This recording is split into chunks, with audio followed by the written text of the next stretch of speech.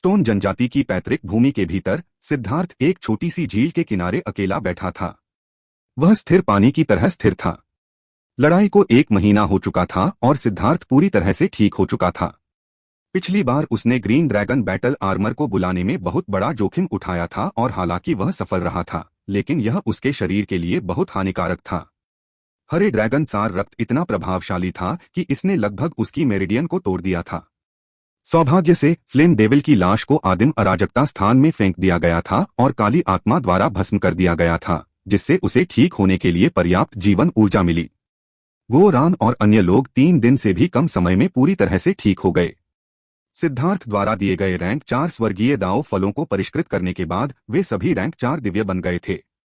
उत्साही गो रैन little snow का बदला लेने के लिए ज़ुयू, जी चांगकोंग और अन्य लोगों की तलाश में सभी का नेतृत्व करने वाला था, लेकिन सिद्धार्थ ने उसे रोक दिया था। ऐसी हरकत के पीछे कोई मतलब नहीं था। जब तक वे मूर्ख नहीं थे, वे खुद को छिपा लेते। किसी ऐसे व्यक्ति को खोजने की कोशिश करना जो अमरपथ जैसी बड़ी जगह में छिपा हुआ था, समुद्र में सुई खोजने से अलग नहीं था। यह बस समय की बर्बादी थी। हालांकि मेंग्क्यू और तांग वानेर उसके उपचार के दौरान उसके साथ थे, लेकिन सिद्धार्थ अपनी जीवंतता में वापस नहीं आया था। वह धीरे धीरे एक ऐसा व्यक्ति बन गया जो चुप रहना पसंद करता था। लिटिल स्नो की मौत से उसे ऐसा महसूस हुआ जैसे कोई पत्थर उसके दिल को कुचल रहा हो। उसके लिए सांस लेना मुश्किल हो गया था। उसने अपने हाथ में लाल रंग के क्रिस्टल कोर को धीरे से रगड़ा। वह लिटिल स्नो का क्रिस्टल कोर था। उसकी यादें और आत्मा उसके भीतर बंद थीं।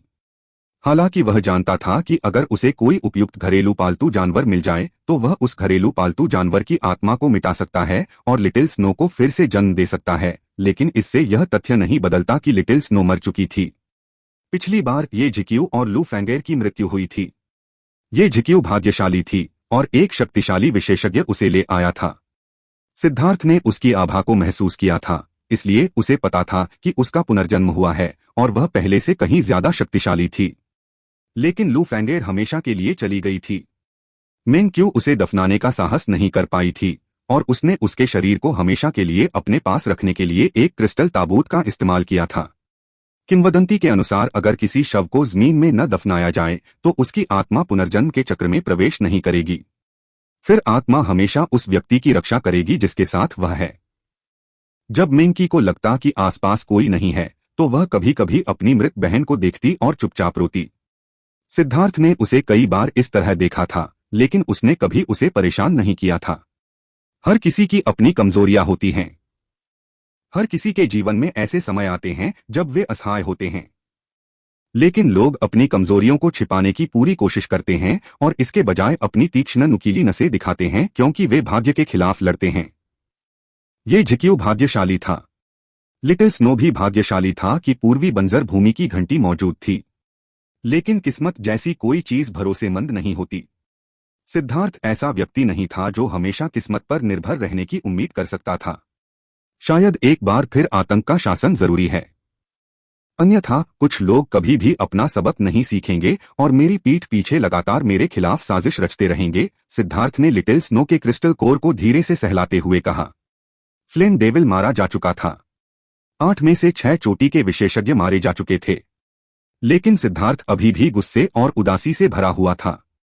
उसे बस यह नहीं पता था कि उसकी नफरत किसके लिए लक्षित थी। उसे लगा कि वह एक खूनी शैतान राजा था जो लगातार अपने वध की इच्छा को दबा रहा था, लेकिन अब उसे लग रहा था कि वह इसे और नहीं दबा सकता। उसे अपना असली रूप दिखाना था। वरिष्ठ, चाहे मेरे सामने कितने भी शक्तिशाली दुश्मन क्यों न हो, आप फिर भी उनसे निपटने में मेरी मदद कर सकते हैं, है न? सिद्धार्थ ने पूछा। बेशक ईस्टर्न वेस्टलैंड बेल का जवाब बेहद सीधा था। तो ठीक है, अगली बार मैं अपना नाम पूरे मार्शल हेवन महाद्वीप में गूंजने दूंगा।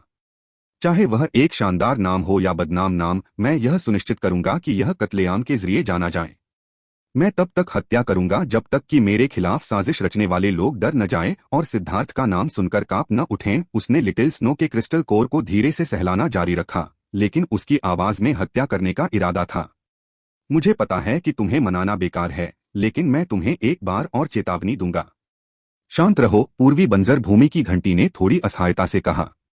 उसके लिए सिद्धार्थ अधिक से अधिक भयानक होता जा रहा था। कभी वह भयावह रूप से शांत होता, कभी वह भयावह रूप से पागल हो जाता। इसके अलावा उसने पाया था कि सिद्धार्थ एक दृढ़ निश्चयी व्यक्ति था। उसने जो निर्णय लिया था उसे कोई नहीं बदल सकता था। सिद्धार्थ, अचानक एक धीमी आवाज सुनाई दी। मेंग्क्यू और तान वानेर वहां आए। वे दो परियों की तरह दिख रहे थे जो किसी पेंटिंग से निकलकर आई हों। वे उसके बगल में बैठे थे, उसकी बाहें पकड़े हुए। वे चिंता से भरे हुए थे क्योंकि उन्होंने सिद्धार्थ को कभी इस तरह से उदास नहीं देखा था। लिटिल स्नो की मौत उसके लिए बहुत बड़ा झटका थी। माफ करना, मैंने तुम्हें चिंता में डाल दिया। सिद्धार्थ को थोड़ा दोषी महसूस हुआ। लिटिल स्नो की मौत उसके दिमाग पर लगातार बोझ बनी हुई थी और इस पूरे समय में वह अपने उदास मूड से बाहर नहीं निकल पाया था। मेंग्क्यू और तान वानेर ने इस दौरान उसे खुश करने की पूरी कोशिश की थी। वास्तव में वे उसके साथ एक ही बिस्तर पर सोए भी थे, जो सूक्ष्म रूप से संकेत देता था कि वे कुछ कार्य करने के लिए तैयार थे। हालांकि अपने दर्द और अपराध बोध में सिद्धार्थ की दिलचस्पी नहीं थी। वे दोनों अपनी दूसरी बहनों के साथ किए गए वादे को तोड़ने के लिए तैयार थे, इस उम्मीद में कि इससे सिद्धार्थ को उस छाया से बाहर निकलने का मौका मिलेगा जिसके नीचे वह था। इससे सिद्धार्थ को आभार और शर्मिंदगी महसूस हुई। अपने इस तरह के आचरण से उसे वास्तव में अपने पूर्वजों से ऐसी सुंदरियों का आशीर्वाद मिला था। सिद्धार्थ, क्या तुम्हें बेहतर महसूस हो रहा है? तान वानेर ने पूछा। वह और मेंग्क्यू भी यही सोच रहे थे। उन्हें चिंता थी कि सिद्धार्थ को दिल का शैतान प्रभावित कर सकता है। मैं बेहतर हूं, सब कुछ बेहतर है। मैंने पहले ही सब कुछ सोच लिया है। सिद्धार्थ मुस्कुराया और उन दोनों को अपनी बाहों में खींच लिया। मेंग्क्यू और तान वानेर दोनों ही शर्मा गए जब उसने उनकी कमर पर अपनी बाहें लपेट लीं। उसकी हरकतों से उनके दिलों में एक अजीब सी भावना पैदा हो गई जो बहुत ही गर्म और बहुत सुरक्षित थी। मेंग्क्यू और तान वानेर एक बाईं ओर और एक दाईं ओर सिद्धार्थ की छाती से सटकर खड़े थे। सिद्धार्थ को मुस्कुराते हुए देखकर उन्हें लगा जैसे बारिश के बाद आखिरकार रोशनी आ गई हो। सिद्धार्थ, तुम बदमाश, क्या तुम जानते हो कि हम तुम्हारे लिए कितने चिंतित थे? सिद्धार्थ के आलिंगन में रहते हुए तान वानेर ने उसे एक बुरी चुटकी दी। लेकिन सिद्धार्थ ने ग्रीन ड्रैगन एसेंस ब्लड को रिफाइन कर लिया था, इसलिए उसका शरीर बेहद मजबूत था। भले ही वह प्रतिरोध करने के लिए कुछ भी न करे, लेकिन ट्रेजर आइटम उसे आसानी से घायल नहीं कर पाएंगे। कुछ चुटकी लेने और यह पता लगाने के बाद कि वह कोई नुकसान नहीं पहुंचा पा रही है, फिर सिद्धार्थ की दुष्ट मुस्कान देखकर तान वानेर ने अचानक अपना मुंह खोल दिया। अय्या! सिद्धार्थ ने एक दयनीय चीख निकाली। उसके कान के लोब को तान वानेर ने बेरहमी से काट लिया था। उसने पाया कि dragon blood body tempering art में भी खामियां थीं। उसके कानों की सुरक्षा में कोई खास वृद्धि नहीं हुई थी, इसलिए काटा जाना अभी भी बहुत दर्दनाक था। बदमाश, हम तुम्हारी वजह से बहुत परेशान थे। तुम कैसे मुस्कुरा सकते हो? तान वानेर को लगा कि उसके साथ अन्याय हुआ है। हालांकि वह एक उग्र महिला थी और बहुत ही जिद्दी थी, लेकिन उसका दिल पूरी तरह से सिद्धार्थ का था। सिद्धार्थ के चुप और उदास हो जाने से उसे लगा कि आसमान गिर रहा है। अचानक एक गर्म मुंह ने बेरहमी से तान वानेर के होठों को दबाया। जैसे ही उसकी गंध उसकी नाक में गई, उसका शरीर कांप उठा। वह तुरंत उस भावनात्मक एहसास में खो गई। उसने उसे कसकर पकड़ लिया जब उसे अचानक एहसास हुआ कि कुछ गड़बड़ है। उसने छूटने की कोशिश की, लेकिन सिद्धार्थ ने उसे कसकर पकड़ रखा था। एक पल के बाद, अय्या! क्या तुम कुत्ते के वर्ष में पैदा हुए थे? सिद्धार्थ को अचानक तेज दर्द महसूस हुआ क्योंकि उसके होठों को तान वानेर ने काट लिया था। उसे खून का स्वाद भी आया। उसे अपने बचाव में एक और कमजोर बिंदु मिल गया था। कमीने, तुम बड़ी बहन मेंग्क्यू के सामने मुझे कैसे धमका सकते हो? रुको, नहीं, भले ही बहन मेंग्क्यू यहाँ न हो, फिर भी तुम मुझे धमका नहीं सकते, तान वानेर चिल्लाई। उसका चेहरा सिद्धार्थ के चेहरे से कहीं ज्यादा पतला था। हालांकि उसे अभी अभी यह एहसास अच्छा लगा था, लेकिन मेंग्क्यू वहीं थी। वह अपनी इच्छा व्यक्त करने के बजाय अपना गुस्सा व्यक्त करना चाहती थी। ठीक है, सिद्धार्थ ने सीधे मेंग्क्यू को एक गहरा चुंबन दिया। मेंग्क्यू तुरंत लाल हो गई और दूर हटने की कोशिश की, लेकिन वह एक आत्मा साधक उसकी पकड़ से कैसे बच सकती थी? कमीने, बड़ी बहन मेंग्क्यू को छोड़ दो। तुम उसे धमका नहीं सकते, तान वानेर चिल्लाई। उसकी मुट्ठियां बारिश के तूफान की तरह थीं, लेकिन उसकी हमला करने की शक्ति मूलतः शून्य थी। उसने सिद्धार्थ की गर्दन पकड़ ली और कुछ जानी पहचानी हरकतें शुरू कर दी। रुको, रुको! सिद्धार्थ ने जल्दी से मेंग्क्यू को छोड़ दिया। तभी तान वानेर ने अपना मुंह उसके कान से हटाया। मेंग्क्यू और तान वानेर दोनों लाल हो गए थे। उन तीनों ने कुछ नहीं कहा, बस एक दूसरे को देखते रहे। सिद्धार्थ अचानक हंस पड़ा। बदमाश। वे दोनों लाल हो गए, लेकिन वे खुशी और उम्मीद से भरे हुए थे। सिद्धार्थ आखिरकार सामान्य हो गया था, इसलिए वे आखिरकार अपनी चिंताओं को दूर कर सकते थे। अगले कुछ दिन शांतिपूर्ण रहे। स्टोन जनजाति के नेता ने युद्ध के मैदान की सारी लूट सिद्धार्थ को सौंप दी। सिद्धार्थ ने अपने लोगों को खजाने की कुछ चीजें खुद के लिए उपयोगी चुनने को कहा और बाकी सब आदिवासियों के लिए छोड़ दिया। उन्होंने एक भी औषधीय गोली नहीं रखी। जहां तक उन लोगों की बात है जिन्होंने मदद करने के लिए फेंग गेन का अनुसरण किया था, उनमें से प्रत्येक को 2 उच्च श्रेणी के खजाने की वस्तुएं और कई मध्यम श्रेणी की वस्तुएं प्राप्त हुई। वे अविश्वसनीय रूप से आभारी थे, खासकर इसलिए क्योंकि वे गरीब मूल से आए थे।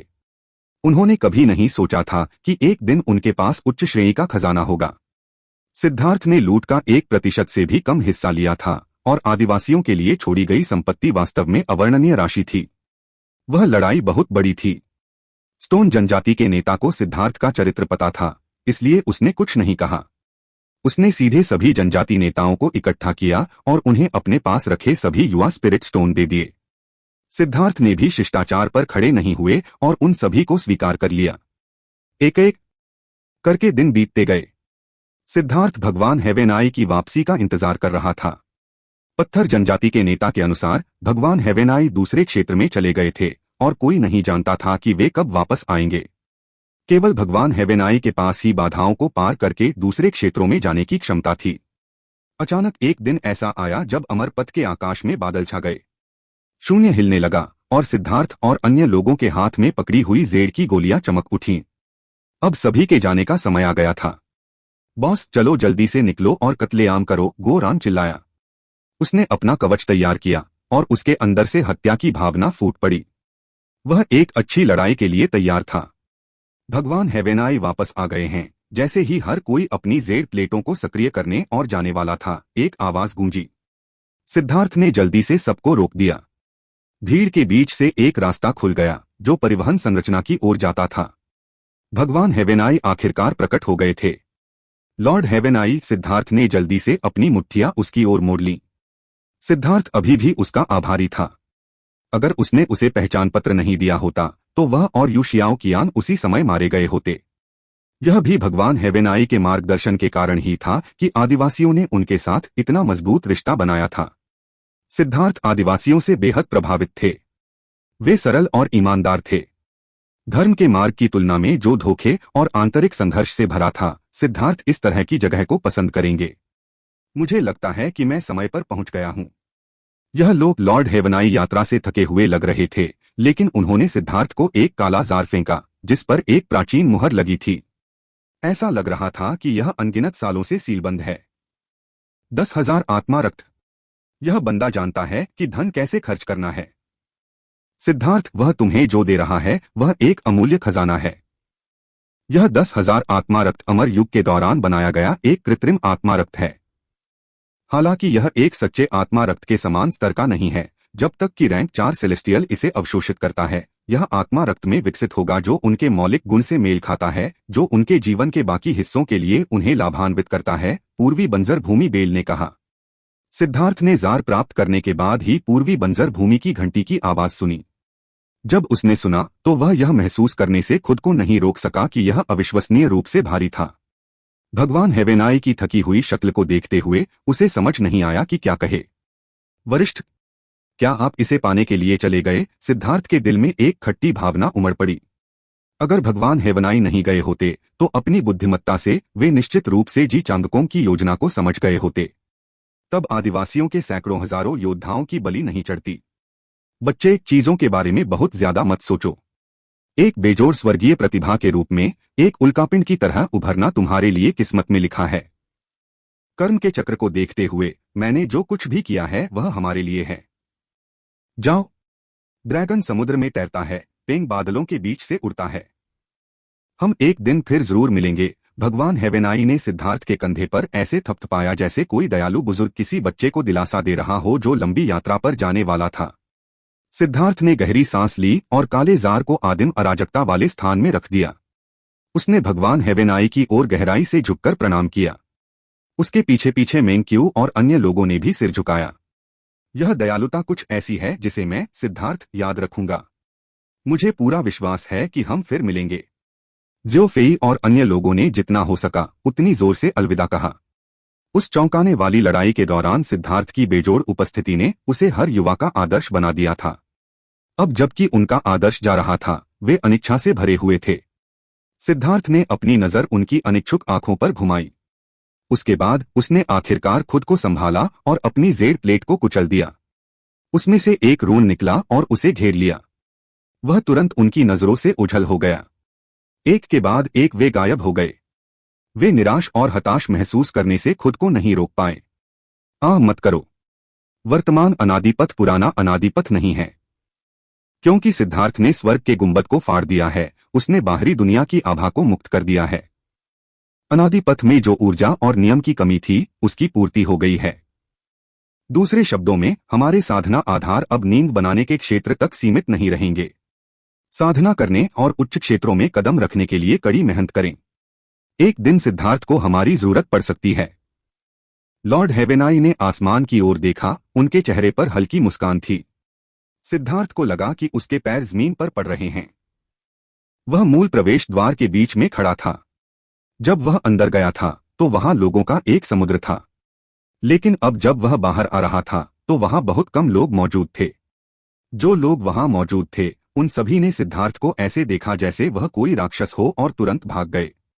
लोग एक एक करके दिखाई दिए। हालांकि फेंग गेन दिखाई नहीं दिया क्योंकि वह इस प्रवेश द्वार से नहीं आया था। जिन लोगों ने सिद्धार्थ की मदद की थी उनमें से केवल 5 इस तरफ से आए थे। बाहर निकलने के बाद उन्होंने सिद्धार्थ को अलविदा कहा। बॉस, कुछ गड़बड़ है, गो रैन ने चारों ओर देखते हुए कहा। हाँ, मैं सहमत हूं। विभिन्न संप्रदायों ने हमें लेने के लिए विशेषज्ञ क्यों नहीं भेजे? क्या कुछ हुआ था? सिद्धार्थ ने सहमति में सिर हिलाया। यह तथ्य कि जी चांगकोंग और अन्य लोग वहां मौजूद नहीं थे बहुत सामान्य बात थी। वे संभवतः तुरंत ही अमर पथ से बाहर निकलकर भाग गए थे। सिद्धार्थ ने सोचा था कि जी चांगकोंग विभिन्न संप्रदायों के विशेषज्ञों के साथ मिलकर उसे घेर लेगा और हमला कर देगा, लेकिन यह उसकी उम्मीदों से परे था। लेकिन धर्मी संप्रदायों ने अपने शिष्यों को लेने के लिए किसी को नहीं भेजा था। यहां तक कि ओयांग क्यू भी मौजूद नहीं था। यह अजीब बात थी। चलो चलें। जब हम जुआनतियान दाओ संप्रदाय में वापस लौटेंगे तो हम पूछताछ कर सकते हैं। मेन क्यू ने रेड आई सेक्रेड ब्लड फीनिक्स को बुलाया। इस दौरान उसकी निरंतर देखभाल के तहत ब्लड फीनिक्स 8वें रैंक तक पहुंचने के लिए आगे बढ़ गया था। 8वीं रैंक का ब्लड फीनिक्स पहले से भी बड़ा और तेज था। उन्होंने जिन 3 स्थानिक तूफानों का सामना किया उन्हें आसानी से भेद दिया गया। एक ही दिन में वे जुआनतियान दाओ संप्रदाय के क्षेत्र में पहुंच गए। लेकिन जैसे ही वे पहुंचे, एक जोरदार चेतावनी गूंज उठी। जुआनतियान दाओ संप्रदाय का भव्य सुरक्षात्मक गठन सक्रिय हो गया, जिसने सभी को चौंका दिया। क्या हो रहा था? कौन है जो जुआनतियान दाओ संप्रदाय पर हमला करने की हिम्मत करता है? गठन के भीतर से एक बर्फीली चीख निकली। एक सफेद वस्त्र पहने बुजुर्ग उसके भीतर खड़ा था, सतर्कता से रेड आई सेक्रेड ब्लड फीनिक्स को देख रहा था। हालांकि वह उसे पहचान नहीं पाया, लेकिन वह समझ सकता था कि यह कितना भयानक था। सिद्धार्थ ने छलांग लगाई और संरचना के अंदर देखा। अंदर केवल 6 समुद्री विस्तार विशेषज्ञ थे जिन्हें वह देख सकता था। वह भौंचक्का रह गया। संप्रदाय के अंदर इतने कम लोग क्यों थे? इसके अलावा उन्होंने देखा कि कई जगहों पर क्षति के निशान थे और उनकी मरम्मत का काम चल रहा था। ऐसा लग रहा था जैसे यहां कोई बहुत बड़ी लड़ाई लड़ी गई हो। मैं सिद्धार्थ हूं। भव्य संरचना को छोड़ दो, सिद्धार्थ चिल्लाया। उसने उस व्यक्ति को पहचान लिया। वह शुई परिवार से था और समुद्री विस्तार के शिखर पर था। वह एक बार शुई परिवार के भावी मुखिया की दौड़ में था, लेकिन इस व्यक्ति ने बार बार शुई वुहेन को निशाना बनाया था और उसके रोष में वह शुई परिवार को छोड़कर 36वें सुपरमठ में चली गई थी। तुम सिद्धार्थ हो? कौन जानता है कि तुम नकली हो या नहीं? यह बहुत तनावपूर्ण समय है, इसलिए तुम अभी संप्रदाय में प्रवेश नहीं कर सकते, उसने चिल्लाकर कहा। लेकिन वह स्पष्ट रूप से थोड़ा घबराया हुआ था। मौत को दावत दे रहा हूं, सिद्धार्थ ने नाक भौं सिकोड़ी और आगे की ओर उड़ गया। उसने अपनी मुट्ठी से उस भव्य सुरक्षात्मक संरचना पर जोरदार प्रहार किया और वह बिखर गई। सिद्धार्थ, क्या तुम विद्रोह कर रहे हो? पाव। उसका जवाब उसके चेहरे पर तमाचा था। उसे खून की उल्टी हुई और उसके सारे दांत निकल आए। वह बेहोश हो गया। यह तब हुआ जब सिद्धार्थ ने खुद को रोक लिया था। अगर उसने अपनी शक्ति थोड़ी बढ़ा दी होती तो उस बूढ़े आदमी का सिर फट जाता। बोलो क्या हुआ? सिद्धार्थ ने अन्य 5 समुद्री विस्तार विशेषज्ञों की ओर देखा। सिद्धार्थ ने एक ही मुक्के से भव्य सुरक्षात्मक संरचना को चकनाचूर कर दिया। यह देखकर वे सभी भयभीत हो गए। उनमें से एक ने जल्दी से कहा, 1 महीने पहले भ्रष्ट मार्ग ने अपनी सारी शक्ति एकत्र कर ली थी और सच तो यह था कि 1 महीने पहले ही भ्रष्ट मार्ग ने अचानक 36 महामठों के साथ साथ जुआनतियान दाओ संप्रदाय पर भी एक गुप्त हमला किया था। यह गुप्त हमला अभूतपूर्व पैमाने का था। भ्रष्ट मार्ग के सभी कुलीन लोग वहां से चले गए थे। उन्होंने जुआनटियन दाओ संप्रदाय को भारी क्षति पहुंचाई थी और पूरा धर्म मार्ग युद्ध की स्थिति में पहुंच गया था। कोई नहीं जानता था कि अगला लक्ष्य कौन होगा। सौभाग्य से 36 सुपरमठों के कुलीन वर्ग के अधिकांश लोग जुआनटियन दाओ संप्रदाय में एकत्र हुए थे। यह मठ प्रमुखों के बीच एक संयुक्त समझौता था, क्योंकि वे संप्रदाय गुरु के स्वागत समारोह का हिस्सा थे। ओयांग कियू सिद्धार्थ और अन्य लोगों को अमर पथ पर भेजने के बाद केंद्रीय मैदानों की यात्रा पर निकल गए थे। यह एक आधिकारिक बैठक थी जो हर 4 साल में एक बार होती थी। विभिन्न संप्रदाय के गुरु इस दौरान हुई घटनाओं की रिपोर्ट देते थे और उसके बाद प्रमुख संप्रदाय उन्हें विभिन्न भौतिक लाभ प्रदान करता था। यह उनके शाखा संप्रदाय के लिए उत्सव मनाने लायक बात थी। पिछले वर्षों में कभी कोई समस्या नहीं आई थी। केवल इस बार भ्रष्ट मार्ग ने अचानक एक उन्मत्त हमला किया, जिससे 36 सुपरमठों को दुखद नुकसान उठाना पड़ा। जहां तक जुआनतियान दाओ संप्रदाय का सवाल है, उस पर हमला इतना भयंकर था कि भव्य सुरक्षात्मक संरचना नष्ट हो गई थी। उनके दुश्मनों के साधना आधार बहुत ऊंचे थे। उप संप्रदाय गुरु और शुई वुहेन, जो अभी अभी फाउंडेशन फोर्जिंग में आगे बढ़े थे, ने पूरी ताकत लगा दी थी और केवल तभी वे यह सुनिश्चित करने में कामयाब रहे थे कि जुआनतियान दाओ संप्रदाय पूरी तरह से नष्ट नहीं हुआ था।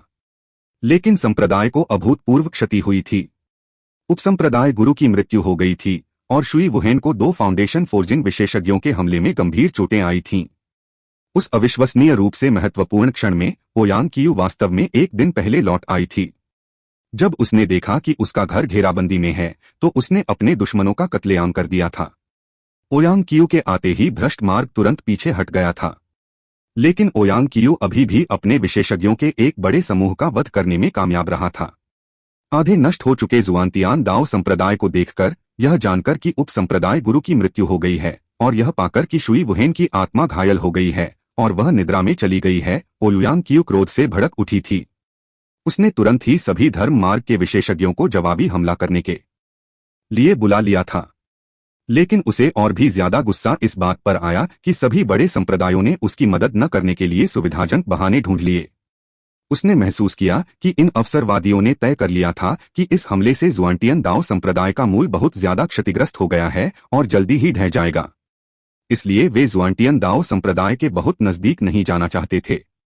जुआनटियन दाओ संप्रदाय के संरक्षण में उन छोटे संप्रदायों में से भी उनमें से केवल कुछ ने ही अपनी पूरी शक्ति के साथ उनका समर्थन किया।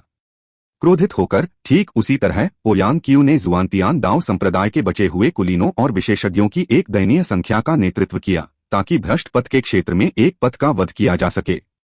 जाहिर है, ओयांग कियू ने भ्रष्ट पथ के 3 छोटे गढ़ों पर हमला किया था और चौथे गढ़ पर विजय प्राप्त करने के बीच में उसे भ्रष्ट पथ द्वारा बड़े पैमाने पर जवाबी हमले का सामना करना पड़ा था। दोनों पक्ष गतिरोध में थे। यह सुनकर कि शुई वुहेन घायल हो गई है, सिद्धार्थ तुरंत उसके पास पहुंचा। शुई वुहेन पीली और मुरझाई हुई थी, उसके माथे पर डेथ क्यूरी का निशान था। वह दयनीय रूप से क्षीण थी। जब सिद्धार्थ वहां पहुंची तो एक नौकरानी शुई वुहेन को एक छोटे चम्मच से दवा खिला रही थी। वह निगल नहीं सकती थी, इसलिए वह केवल थोड़ा थोड़ा करके औषधीय तरल पदार्थ को अंदर जाने दे रही थी। सिद्धार्थ ने अचानक दवा का कटोरा पकड़ लिया। उसने अविश्वास के भाव से उसे देखा। उसे सूंघते हुए वह चिल्लाया, यह दवा किसने बनाई है? सिद्धार्थ की चीख हत्या के इरादे से भरी हुई थी। तीनों मठ प्रमुख जिन्होंने सिद्धार्थ को इस कमरे तक पहुंचाया था, वे सभी उछल पड़े। सिद्धार्थ की हत्या की मंशा बिल्कुल भयानक थी। यह उन्मत्त और बर्फीली थी। उन्हें ऐसा महसूस हुआ जैसे लाखों ब्लेड की नोकें उनकी ओर इशारा कर रही हों और एक ही विचार से वे ब्लेड उनके शरीर को भेद देंगे। मुझे नहीं पता, नौकरानी ने कहा। वह पीली पड़ गई थी। अपने जियांटियन साधना आधार के साथ वर्तमान सिद्धार्थ के सामने सिर्फ बोलना भी बेहद मुश्किल था। मठ के प्रमुख शुई किंगफिन इसके प्रभारी थे। क्या यह हो सकता है? 3 मठ प्रमुखों में से एक ने बड़बड़ाया। उस बेवकूफ को यहां ले आओ, सिद्धार्थ ने ठंडे स्वर में कहा। मठ के प्रमुखों में से एक आज्ञाकारी ढंग से भाग गया। सिद्धार्थ ने औषधीय दवा का कटोरा एक तरफ रख दिया और धीरे से एक औषधीय गोली शुई वुहेन के मुंह में डाल दी। उसके चेहरे पर अब जीवन के सारे लक्षण खत्म हो चुके थे। झुर्रियां जो कभी नहीं थीं, अब दिखने लगी थीं। मुझे जाने दो, मेंकी ने धीरे से शुई वुहेन के माथे पर अपना हाथ रखा। उसकी आध्यात्मिक शक्ति सावधानी से उसके शरीर में प्रवेश कर गई। शुई वुहेन की आध्यात्मिक शक्ति अब लगभग समाप्त हो चुकी थी। वह तेल से बुझ चुके दीपक की स्थिति में पहुंच चुकी थी। उसे पोषण देने के लिए अधिक आध्यात्मिक शक्ति के बिना उसकी आत्मा पूरी तरह से नष्ट हो जाती। क्योंकि उसकी आध्यात्मिक शक्ति समाप्त हो चुकी थी, इसलिए मेंक्यू को उसे धीरे धीरे और सावधानी से नई आध्यात्मिक शक्ति देनी पड़ी। आखिरकार उसकी आध्यात्मिक शक्ति ने शुई वुहेन की नसों के एक हिस्से पर नियंत्रण कर लिया और उसने शुई वुहेन को सिद्धार्थ द्वारा दी गई औषधीय गोली निगलने पर मजबूर कर दिया। उसी समय मेंक्यू की आध्यात्मिक शक्ति शुई वुहेन के पूरे शरीर में फैल गई। उसका शरीर अभी लगभग मृत्यु की स्थिति में था और उसे जगाने की जरूरत थी। सिद्धार्थ ने उसे जो औषधीय गोली दी थी, उसे उसने खुद परिष्कृत किया था। इसका औषधीय प्रभाव बहुत मजबूत था। मेंक्यू की मदद से यह तेजी से अवशोषित हो गई। धीरे धीरे उसके पीले चेहरे पर गुलाबी रंग दिखाई देने लगा। सिद्धार्थ, तुम क्या कर रहे हो? शुई किंगफेंग को वहां ले जाया गया। सिद्धार्थ के थप्पड़ ने उसे बेहोश ही नहीं कर दिया था। उसने अपने आध्यात्मिक युवान को भी सील कर दिया था और वह विरोध करने में असमर्थ था। सिद्धार्थ ने एक शब्द भी नहीं कहा। उसने सीधे शुई किंगफेंग के माथे पर अपनी उंगली दबा दी। उसकी आध्यात्मिक शक्ति शुई किंगफेंग के मन समुद्र में फूट पड़ी। शुई किंगफेंग का शरीर कांप उठा और फिर उसकी आंखें दूर हो गईं। अन्य 3 मठ प्रमुख भयभीत थे। सिद्धार्थ ने बिना कुछ कहे सीधे आत्मा की खोज की थी, लेकिन उन्होंने कुछ भी कहने की हिम्मत नहीं की। वे कई चीजों से अवगत थे और अब जब शैतान राजा सिद्धार्थ वापस आ गया था तो उन्होंने उसके खिलाफ जाने की हिम्मत नहीं की। यू देशुई, झाओ फूक, ली वेंशियाओ, जियांग हाओरान, सिद्धार्थ ने 17 नाम गिनाए, जिससे तीनों मठ प्रमुखों के दिल धड़कने लगे। उन सभी को यहां ले आओ। मैं। वे तीनों चौंक गए। हालांकि वे तीनों मठ के मुखिया नहीं थे, लेकिन जुआनतियान दाओ संप्रदाय में उनका बहुत ऊंचा दर्जा था। उनमें से कुछ तो ओयांग कियू से रक्त के करीबी रिश्तेदार भी थे। तुम तीनों को ऐसा करने की कोई जरूरत नहीं है। गो रैन, यूजिफेंग, उनके साथ जाओ और इसे संभालो, सिद्धार्थ ने ठंडे स्वर में कहा। वे तीनों असहाय थे।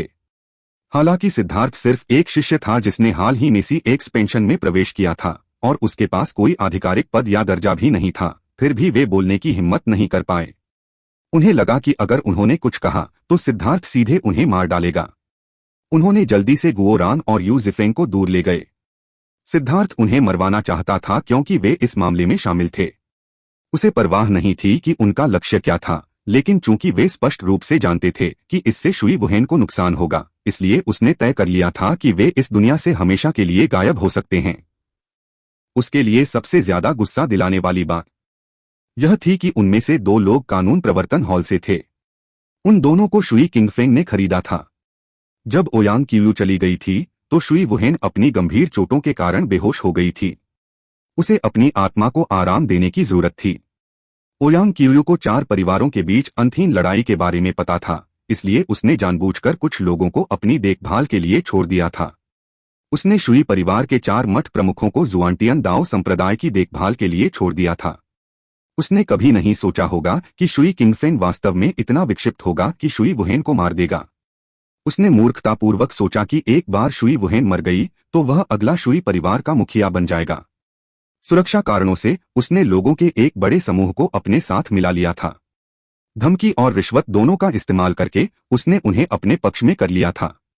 इस तरह जब शुई वुहेन की मृत्यु हो गई तो वे सभी गवाही दे सकते थे कि उन्होंने अपना सर्वश्रेष्ठ प्रयास किया था, लेकिन शुई वुहेन की बीमारी अचानक खराब हो गई और उसकी मृत्यु हो गई। तीनों मठ प्रमुखों को वास्तव में इस मामले के बारे में पता था। वे इसके साथ जाने के लिए तैयार नहीं थे, लेकिन उन्होंने शुई किंगफेंग के खिलाफ जाने की हिम्मत भी नहीं की थी। यह ठीक इसलिए था क्योंकि उन्होंने भाग नहीं लिया था, इसलिए वे अब अपनी जान बचा सकते थे। यह हो चुका है। एक अगरबत्ती जलाने के बराबर समय से भी कम समय में गुओरान और अन्य लोग वापस आ गए। तीनों मठ प्रमुख हैरान रह गए। सिद्धार्थ ने जिन लोगों को सूचीबद्ध किया था उनमें से 9 समुद्री विस्तार विशेषज्ञ थे, लेकिन गुओरान के हाथ के एक झटके से उनकी मौत हो गई थी। मारे जाने से पहले शायद उन्हें यह भी समझ में नहीं आया था कि क्या हो रहा है। इसके अलावा जब गुओरान लोगों को मार रहा था तो वह बहुत शांत था। ऐसा लग रहा था जैसे वह सिर्फ चींटियों को मार रहा हो। उसके हाव भाव में कोई बदलाव नहीं आया। सिद्धार्थ ने सिर हिलाया और शुई वुहेन को देखता रहा। औषधीय ऊर्जा सक्रिय होने लगी थी। शुई किंगफेन बहुत ही दुष्ट था। उसने उसकी दवा में आत्मा का जहर मिला दिया था। जिस अवस्था में उसकी आत्मा क्षतिग्रस्त हो गई थी, उसे धीमे पोषण की आवश्यकता थी। हालांकि उस जहर का असर बहुत धीमा था, लेकिन इसने उसकी सारी आध्यात्मिक शक्ति को खत्म कर दिया। एक बार जब वह मर गई तो यह पता लगाने का कोई तरीका नहीं था कि क्या इस्तेमाल किया गया था। Lawn chain. अचानक शुई वुहेन ने अपनी आंखें खोली। उसकी पहले की चमकीली आंखें अब काली हो गई थीं और उसकी आवाज कानों को कठोर लग रही थी। बड़ी बहन, मैं यहां हूं। सिद्धार्थ ने जल्दी से उसका हाथ पकड़ लिया। तुम वापस आ गए। अच्छा, मैं तुम्हारे बारे में चिंतित थी। उसकी आंखों में संतुष्टि का भाव दिखाई दिया। उसका चेहरा इस तरह से फड़क रहा था मानो वह मुस्कुराने की कोशिश कर रही हो, लेकिन उसके लाश जैसे चेहरे के कारण ऐसा करना संभव नहीं था। यह देखकर कि शुई वुहेन मौत से बच गया है, सिद्धार्थ ने राहत की सांस ली और लगभग रो पड़ा। शुई वुहेन ने हमेशा उसकी देखभाल ऐसे की थी जैसे वह उसकी बड़ी बहन हो। हालांकि वह कभी कभी उग्र व्यवहार करती थी और उसे डांटती थी, लेकिन यह सब उसके अपने भले के लिए था। बड़ी बहन बेकार थी। जुआंटियन दाओ संप्रदाय को शर्मसार कर दिया गया। मैंने संप्रदाय के गुरु के मिशन को विफल कर दिया। शुई वुहेन की आंखों से आंसू बह निकले। वह जुआंटियन दाओ संप्रदाय के भारी नुकसान के लिए बेहद दोषी महसूस कर रही थी। बड़ी बहन, सब ठीक है। यह दुश्मनी मैं तुम्हारे लिए चुकाऊंगा। बस शांति से ठीक हो जाओ। तुम थकी हुई हो और नींद में हो। जब तुम जाग जाओगी तो सब ठीक हो जाएगा, सिद्धार्थ ने धीरे से कहा। उसने मेंकी की ओर देखा। वह तुरंत समझ गई और उसने अपनी आध्यात्मिक शक्ति बदल ली। शुई वुहेन को तुरंत नींद आने लगी और वह गहरी नींद में सो गई। मुझे एक नक्शा लाओ और बताओ कि संप्रदाय का गुरु कहाँ है। मठ के एक मुखिया ने तुरंत एक नक्शा निकाला। सिद्धार्थ ने तुरंत अपना लक्ष्य पहचान लिया। मैं अपनी बड़ी बहन को तुम्हारे पास छोड़ रहा हूं। अगर उसे कुछ हो गया तो जीने के बारे में सोचना भी मत। जब मैं लोगों को मारता हूं तो मुझे कोई कारण बताने की जरूरत नहीं होती। ऐसा कहने के बाद सिद्धार्थ और अन्य लोग रेड आई सेक्रेड ब्लड फीनिक्स पर कूद पड़े और उत्तर की ओर उड़ गए। हालांकि वह शुई वुहेन के बारे में थोड़ा चिंतित था, लेकिन वह जानता था कि उसकी औषधीय गोली और मेंक्यू की आध्यात्मिक शक्ति की भरपाई के साथ वह जल्दी से जाग जाएगी। एक बार जब वह जाग गई तो भले ही उसके पास उसकी चरम शक्ति नहीं होगी, लेकिन उसकी सुरक्षा की गारंटी होगी। इसके अलावा उसे यह भी यकीन था कि वे तीनों शुई वुहेन के साथ कुछ भी करने की हिम्मत नहीं करेंगे। उनमें हिम्मत नहीं थी, अन्यथा वे शुई किंगफेन के साथ एक ही पक्ष में होते। यह ठीक इसलिए था क्योंकि उनमें हिम्मत नहीं थी, इसलिए उन्होंने उस मामले में भाग नहीं लिया था। अभी जुआंटियन दाओ संप्रदाय की मुख्य शक्ति भ्रष्ट पथ के गढ़ पर हमला कर रही थी और शिष्यों को एक गुप्त स्थान पर ले जाया गया था। वर्तमान जुआंटियन दाओ संप्रदाय लगभग एक खाली शहर था। भ्रष्ट पथ की शक्ति और ध्यान भी उनके गढ़ों पर केंद्रित था, इसलिए उनके द्वारा जुआंटियन दाओ संप्रदाय पर हमला करने की संभावना अनिवार्य रूप से शून्य थी। नक्शे को देखकर लगता है कि उड़ान भरने में लगभग 1 दिन लगेगा। इस बार कोई स्थानिक दीवार नहीं है, इसलिए यह एक शांत यात्रा होगी। इस समय को बर्बाद मत करो। सभी लोग, मैंने तुम्हें जो 10,000 स्पिरिट ब्लड दिया है उसे परिष्कृत करना शुरू करो। यह तुम्हारे लिए कुछ भी मुश्किल नहीं होना चाहिए। कड़ी मेहनत करो क्योंकि हम इस बार एक भयंकर प्रहार करने जा रहे हैं, सिद्धार्थ ने कहा। सिद्धार्थ ने पहले भी उनमें से हर एक को 10,000 आत्मा रक्त की एक बूंद दी थी। वापस लौटते समय स्थानिक दीवारें इसे परिष्कृत करने के लिए बहुत विघटनकारी थीं। लेकिन अब जब कोई और व्यवधान नहीं था तो वे और समय बर्बाद नहीं कर सकते थे। उन्होंने सभी ने बैंगनी रक्त की एक बूंद निकाली। सच तो यह है कि 10,000 आत्माओं का रक्त एक तरह की मार्गदर्शक औषधि थी। एक बार जब विशेषज्ञ इसे परिष्कृत कर लेते तो यह व्यक्ति की क्षमता को उजागर कर देता और उसकी सबसे बड़ी शक्ति को बाहर निकाल देता। उदाहरण के लिए, एक साधक के पास केवल थोड़ी सी पृथ्वी ऊर्जा हो सकती है जो सामान्य रूप से बेकार होती है। इस मामले में किसी भी पृथ्वी गुण युद्ध कौशल की खेती करना बहुत मुश्किल होगा। लेकिन एक बार जब वे 10,000 आत्मा रक्त को परिष्कृत कर लेते हैं तो ऊर्जा का वह अंश और भी शुद्ध हो जाएगा और वे एक सच्चे पृथ्वी गुण साधक बन जाएंगे। सभी ने 10,000 आत्माओं के रक्त को परिष्कृत करना शुरू कर दिया। जब यह उनके शरीर में प्रवेश किया तो कोई प्रतिक्रिया नहीं हुई और यह जल्दी ही उनके शरीर के हर इंच में फैल गया। सबसे पहले प्रतिक्रिया करने वाली तांग वानेर थी। उसके रून उसके इर्द गिर्द घूमते थे। वह एक शक्तिशाली वायुगुण साधक थी और 10,000 आत्मा रक्त ने अभी अभी उसके शरीर में प्रवेश किया था जब वह उसकी वायु ऊर्जा के साथ विलीन हो गया। तांग वानेर के रूनों पर व्यावहारिक रूप से अदृश्य रेखाएं दिखाई दी। 10,000 आत्मा रक्त उसकी वायु ऊर्जा को शुद्ध कर रहा था और यह उसे बदल भी रहा था। तांग वानेर के पास मूल रूप से व्यावहारिक रूप से कोई आत्मा रक्त नहीं था, लेकिन वह धीरे धीरे आत्मा रक्त शक्ति को नियंत्रित करने में सक्षम हो गई। ऐसा लग रहा था जैसे कोई बीज उपजाऊ मिट्टी में उतरा हो और अंकुरित होना शुरू हो गया हो। अब से तांग वानेर स्पिरिट ब्लड को नियंत्रित करने में एक विशेषज्ञ बन जाएगी और उस पर एक बेहद भयानक वायु विशेषता स्पिरिट ब्लड होगी। उसकी रक्तरेखा शक्ति उसे और भी मजबूत बना देगी। उसके बाद मेंग क्यूई, यूजिफेंग, गुयांग, सोंग मिंगयुआन, ली क्यूई और गुओरान सभी समान राज्यों में प्रवेश कर गए। वाइल्ड ने 10,000 आत्मा रक्त पीने के बाद कोई प्रतिक्रिया नहीं की। वह बस मूर्खता से सिद्धार्थ को देखता रहा। सिद्धार्थ बस थोड़ा सा मुस्कुराया। वह इस परिणाम के लिए बहुत पहले से तैयार था। यह अजीब नहीं था। वाइल्ड का शरीर बहुत खास था।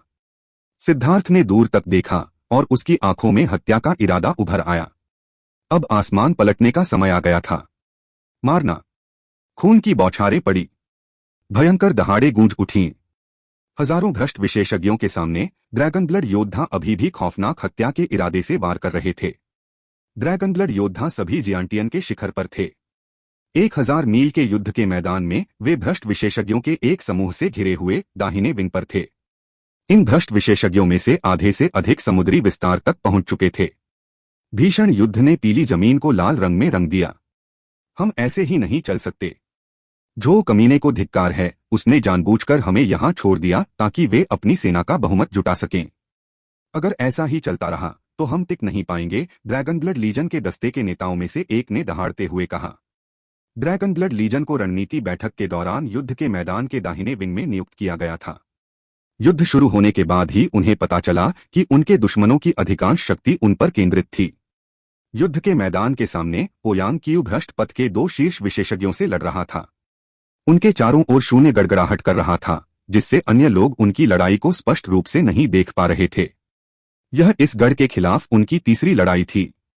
पिछली 2 बार धर्मी मार्ग को लाभ हुआ था, लेकिन इस बार भ्रष्ट मार्ग ने स्पष्ट रूप से सुदृढ़ीकरण भेजा था। जुआनतियान दाओ संप्रदाय के विशेषज्ञ और कुछ छोटे संप्रदायों के विशेषज्ञ यहां मौजूद थे। यह एक बहुत ही शक्तिशाली शक्ति थी। सी एक्सपेंशन विशेषज्ञों का एक समूह था जो भ्रष्ट पथ से अन्य सी एक्सपेंशन अभिजात वर्ग के बहुमत को अवरुद्ध कर रहा था, लेकिन भ्रष्ट पथ में बहुत अधिक सी एक्सपेंशन विशेषज्ञ थे। नतीजतन उनमें से काफी लोग ड्रैगन ब्लड लीजन पर हमला करने में कामयाब रहे।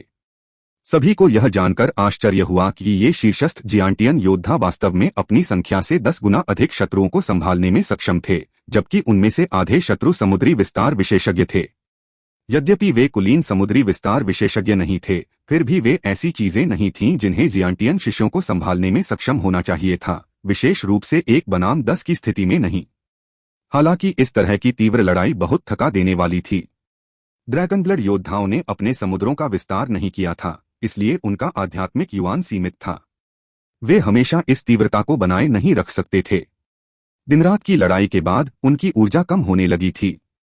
उनकी स्थिति निराशाजनक होती जा रही थी। अभी इस बारे में बात करना बेकार है। बॉस जल्द ही आने वाले हैं, इसलिए इसे सहन करो। हम तब अपना कर्ज चुका देंगे, एक अन्य दस्ते के नेता ने कहा। युद्ध के मैदान के पीछे झो परिवार का प्रतिभाशाली कमांडर था जो सेना के वितरण के साथ आया था। लेकिन भले ही झो परिवार जानबूझकर उन्हें नुकसान पहुंचाने की कोशिश कर रहा था, वे अब इसके बारे में कुछ नहीं कर सकते थे। एक बार उनकी लाइन टूट गई तो उनके पीछे के लोग बर्बाद हो जाएंगे। पूरी सेना फंस जाएगी, इसलिए वे केवल अपने दांत पीसकर सहन कर सकते थे। धनुषाकार वध संरचना में वापस जाओ। तुम्हारा मुख्य लक्ष्य अपने दुश्मनों को मारना नहीं है, बल्कि जीवित रहना है, एक दस्ते के नेता ने चिल्लाया। उसने देखा कि वे अभी भी अपने दुश्मनों से लड़ने में सक्षम हैं, लेकिन वे इसे ज्यादा समय तक जारी नहीं रख पाएंगे। हरामजादों, तुम्हें आगे एक अवरोध बनाना होगा। लाइन में बने रहो, नहीं तो दुश्मन निकल जाएंगे, सैनिकों के पीछे खड़े एक व्यक्ति ने चिल्लाया। वह झो परिवार का प्रतिभाशाली कमांडर था।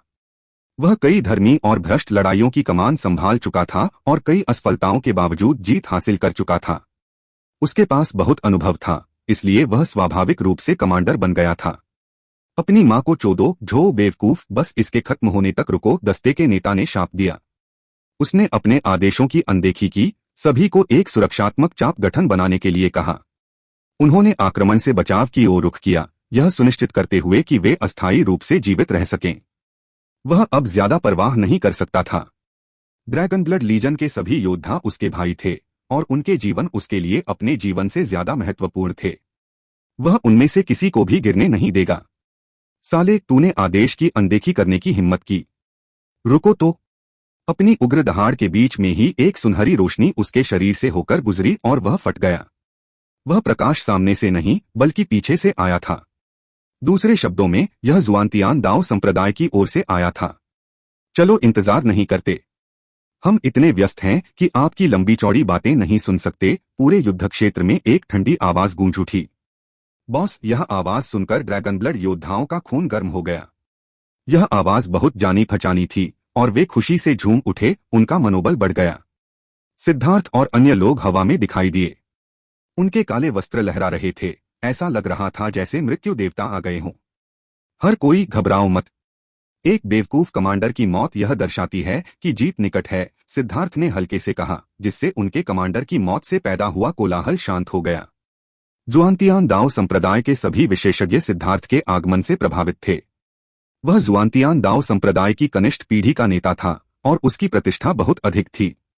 युवा पीढ़ी में उसकी प्रतिष्ठा संप्रदाय के गुरु से भी आगे निकल सकती थी। अच्छा काम किया भाइयों। सिद्धार्थ ने ड्रैगनब्लड योद्धाओं को अंगूठा दिखाया। 10 के मुकाबले 1 का अपराजित रहना उसे बहुत अच्छा लगा। बाकी हम पर छोड़ दो। भाइयों, बस तमाशा देखो। गो रैन सबसे पहले बाहर निकला। उसके हाथ में एक चमकदार सुनहरा क्रॉसबो था। क्रॉसबो हिल गया और सुनहरी किरणें निकलीं जो उनके दुश्मनों के बीच फट गईं। ड्रैगनब्लड योद्धाओं पर हमला करने वाले भ्रष्ट विशेषज्ञ बड़े बड़े समूहों में उड़ गए। स्वर्ग। ड्रैगनब्लड योद्धाओं के जबड़े खुले रह गए। जिन क्रूर भ्रष्ट विशेषज्ञों से उन्हें इतनी कठिनाई हुई थी, वे गो रान के सामने कुछ भी नहीं थे। केवल 10 तीरों से उनमें से सैकड़ों मारे गए। गो रैन की विस्मयकारी शक्ति ने पूरे युद्ध क्षेत्र को हिला दिया। उसने तुरंत सभी का ध्यान अपनी ओर आकर्षित किया। उसने जोर से नारा लगाया, मैंने चारों समुद्रों को पार किया, 1000 पहाड़ों को पार किया, स्वर्ग और पृथ्वी में विशाल लहरें पैदा की, राक्षसों का वध किया, शैतानों को खत्म किया, सितारों और चांद को तोड़ लिया। यदि आप एक शूरवीर नायक चाहते हैं तो आप आ सकते हैं, आया। इससे पहले कि गो रैन उसका नाम बता पाता, उसे सिद्धार्थ ने भ्रष्ट मार्ग की सेना में उड़ा दिया। वह अभी उसे बर्दाश्त नहीं कर सकता था। सभी लोग डर के मारे उछल पड़े। सिद्धार्थ की वजह से गो रान सीधे कुलीन समुद्री विस्तार विशेषज्ञों की लड़ाई में उड़ गया था। सिर्फ देखते मत रहो। आप सभी के पास करने के लिए महत्वपूर्ण काम है। गो रैन की दुर्दशा को अनदेखा करते हुए सिद्धार्थ ड्रैगनब्लड योद्धाओं के पास लौट आया। महान आत्मा अवरोध। मिंग-क्यू ने हाथ की मुहरें बनाई और एक विशाल आध्यात्मिक अवरोध ने उन्हें घेर लिया। बाहर के लोग केवल अपने चारों ओर प्रकाश का पर्दा देख पा रहे थे, लेकिन वे अंदर देखने में असमर्थ थे। गो रैन ने बड़बड़ाते हुए कहा, आप मुझे आखिरी 3 शब्द पूरे क्यों नहीं करने देते? बॉस, मैंने अभी तक अपना काम पूरा नहीं किया है। मारना। भ्रष्ट विशेषज्ञ पहले तो चौंक गए जब अचानक एक व्यक्ति को उनके बीच में लात मारते हुए देखा गया, लेकिन फिर वे जल्दी से संभल गए और हमला कर दिया। अपनी मां को मार डालो, गो रैन गुस्से से बोला। अपने दिखावटी काम में बाधा पड़ने से उसका गुस्सा अब उसके सामने मौजूद भ्रष्ट विशेषज्ञों पर पड़ा। उसके हाथों में 2 सुनहरे कृपाण दिखाई दिए और उसने चिल्लाने वाले व्यक्ति को 2 टुकड़ों में काट दिया। मैं गो रैन यही हूं। जो भी हिम्मत करे मेरे पास आ सकता है। अपनी 2 कृपाणों को हवा में नचाते हुए गो रान ने कत्लेआम शुरू कर दिया। ये 2 कृपाण खजाने की एक जोड़ी थी जो उसने अमरपथ के भीतर प्राप्त की थी। खजाने की वस्तु के स्तर पर जोड़े गए हथियार अत्यंत दुर्लभ थे। जब उसने उन्हें अपने कवच के सेट में जोड़ा था तो अमरपथ में विशाल युद्ध के दौरान भी उन्हें नुकसान नहीं पहुंचा था। इस प्रकार यह देखा जा सकता था कि वे कितने शक्तिशाली थे। अब जबकि वे केवल भ्रष्ट विशेषज्ञों का सामना कर रहे थे, जिनके पास कम दर्जे की खजाना वस्तुएं थीं, तो उन्होंने किसी भी प्रतिरोध को आसानी से काट दिया। एक पल में भ्रष्ट पथ के 10 से अधिक समुद्री विस्तार विशेषज्ञ मारे गए, जिससे वे सदमे में आ गए। वे जल्दबाजी में पीछे हट गए। गो रैन नामक बख्तरबंद राक्षस को देखकर जुआनतियान दाओ संप्रदाय और धर्मपथ के विशेषज्ञ सभी हैरान रह गए। अग्रदूत, लाइन पकड़ो और धीरे धीरे पीछे हटो, सिद्धार्थ की आवाज अचानक पूरे युद्ध क्षेत्र में गूंज उठी। वह आध्यात्मिक अवरोध से बाहर आया और पूरे मैदान पर नजर डाली।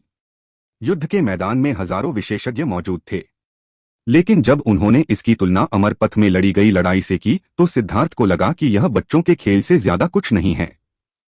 सिद्धार्थ चाहता था कि सभी धर्मी मार्ग के लोग युद्ध से पीछे हट जाएं, क्योंकि वे बहुत कमजोर थे।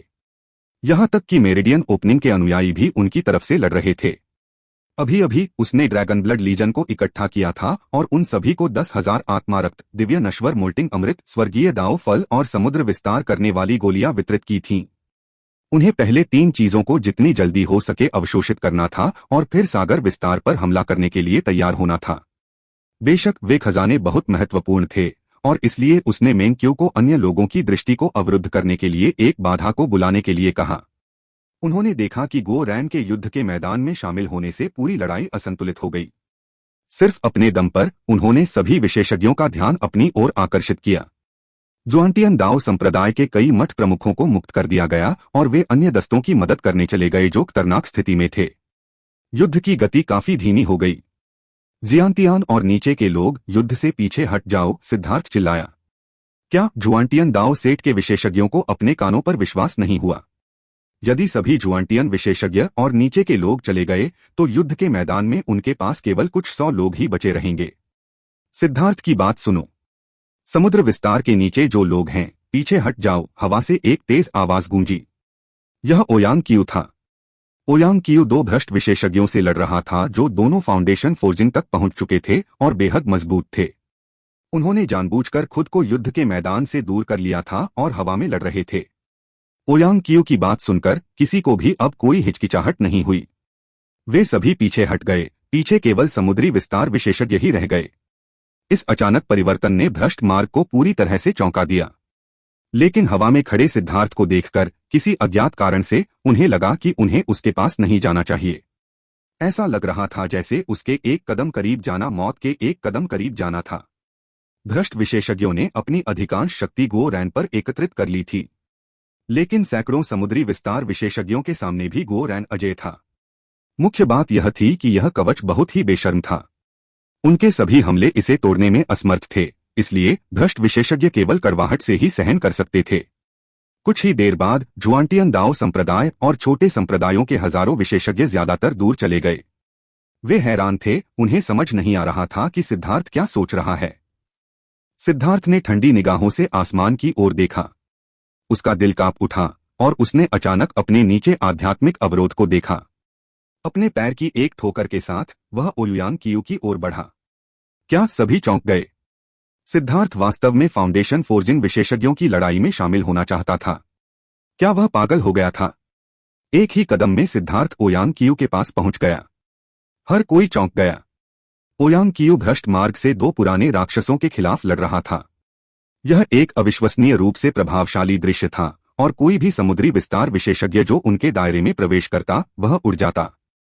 माफ करना, मैं बहुत व्यस्त हूं। मेरी परवाह मत करना, सिद्धार्थ ने सीधे भ्रष्ट मार्ग के पुराने राक्षसों में से एक पर हमला किया। वे दोनों ही फाउंडेशन फोर्जिंग के विशेषज्ञ थे। जब उनकी पूरी शक्ति निकल गई तो अंतरिक्ष लगातार उनके चारों ओर घूम रहा था। यही फाउंडेशन फोर्जिंग विशेषज्ञों की खास शक्ति थी। फाउंडेशन फोर्जिंग विशेषज्ञ एक निश्चित मात्रा में स्थानिक शक्ति को नियंत्रित करने में सक्षम थे। यह एक तरह का समझ का क्षेत्र था। फाउंडेशन फोर्जिंग में आगे बढ़ना सिर्फ समर्थन और प्रतिभा पर निर्भर नहीं था, बल्कि इसके लिए उच्च समझ कौशल की भी आवश्यकता थी। एक जियांटियन विशेषज्ञ के लिए सी एक्सपेंशन तक पहुंचना तुलनात्मक रूप से आसान था। संसाधनों को इकट्ठा करके कोई भी प्रतिभाशाली व्यक्ति सी एक्सपेंशन तक पहुंच सकता था। लेकिन फाउंडेशन फोर्जिंग के लिए चाहे आप कितने भी संसाधन जुटा लें, चाहे उनकी जन्मजात प्रतिभा कितनी भी बढ़िया क्यों न हो, अगर उनकी समझ कौशल में कमी होगी तो वे कभी भी फाउंडेशन फोर्जिंग तक नहीं पहुंच पाएंगे। इसके लिए स्वर्गीय दाओस में एक निश्चित स्तर की समझ की आवश्यकता होती है। इसलिए फाउंडेशन फोर्जिंग के विशेषज्ञ बहुत कम थे। अगर सिद्धार्थ न होते तो शुई वुहेन अपने जीवन में कभी भी फाउंडेशन फोर्जिंग तक नहीं पहुंच पाती। ये दोनों ही उन 3 लोगों में से 2 थे जिन्होंने उपसंप्रदाय के गुरु को मार डाला था और शुई वुहेन को बुरी तरह घायल कर दिया था। वे दोनों बहुत ताकतवर थे, लेकिन उस समय उनके 3 लोगों के समूह में से एक को ओयांग क्यू ने मार दिया था और ये दोनों भाग गए थे। अब जबकि वे एक बार फिर लड़ रहे थे, उन दोनों का ध्यान केवल ओयांग क्यू को रोकने पर था। उन्हें उम्मीद नहीं थी कि सिद्धार्थ उनकी लड़ाई में शामिल होगा, क्योंकि वह स्पष्ट रूप से समुद्री विस्तार के पहले स्वर्ग चरण में आगे बढ़ा था। ठंडी सांस के साथ उन्होंने उसे अनदेखा कर दिया। उसकी युद्ध शक्ति के साथ उनका ध्यान बंटाना उचित नहीं था। उन्हें ओयांग क्यू पर ध्यान केंद्रित करना था। सिद्धार्थ ने हल्के से मुस्कुराया। उसने उनमें से एक की तरफ एक मुक्का मारा। बेवकूफ, तुम मेरी स्थानिक दीवार भी नहीं तोड़ पाओगे, उस बूढ़े राक्षस ने व्यंग्य किया। लेकिन उसका व्यंग्य जल्दी ही आश्चर्य और फिर भय में बदल गया। धमाका! उसके चारों ओर का पारदर्शी स्थानिक अवरोध एक मुक्के से तुरंत टूट गया। फिर सिद्धार्थ ने एक और मुक्का मारा। भ्रष्ट विशेषज्ञ ने जल्दी से अपनी आत्मा को बुलाने वाले बैनर को रोक दिया। सिद्धार्थ की मुट्ठी पर जैसे ही उसने प्रहार किया, वह वज्रपात से भर गई। भ्रष्ट विशेषज्ञ को यह देखकर आश्चर्य हुआ कि उसके आत्मा आह्वान बैनर पर दरारें दिखाई दी। यह एक उच्च श्रेणी का खजाना आइटम था, लेकिन इस तरह से टूट गया था। कमीने, तुम्हारे पास स्वर्गीय बिजली कैसे हो सकती है? उस बूढ़े राक्षस को आखिरकार समस्या का एहसास हुआ। उसका आत्मा आह्वान बैनर एक सर्वोच्च भ्रष्ट वस्तु थी जिसमें अनगिनत लोगों की पीड़ित आत्माएं थीं, और सिद्धार्थ की वज्र शक्ति ने उसके भीतर की सभी बुरी ऊर्जा को नष्ट कर दिया था। एकमात्र चीज जिसके पास ऐसी शक्ति हो सकती थी वह था सर्वोच्च यांग अस्तित्व, स्वर्गीय क्लेश बिजली। धमाका! उसका जवाब एक और मुक्का था। यह सिर्फ एक मुक्का था जो सिर्फ उसकी शारीरिक शक्ति पर निर्भर था।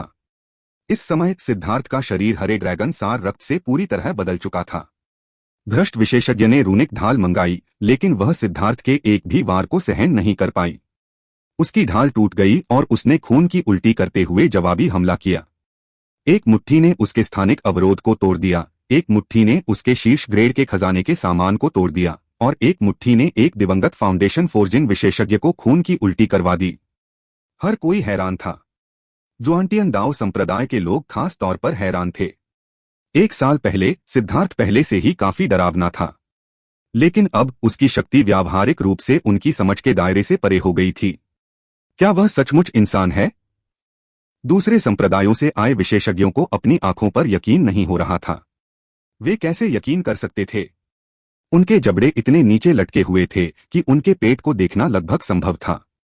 सी एक्सपेंशन में वह एक फाउंडेशन फोर्जिंग विशेषज्ञ के खिलाफ विभिन्न क्षेत्रों में लड़ने में सक्षम था।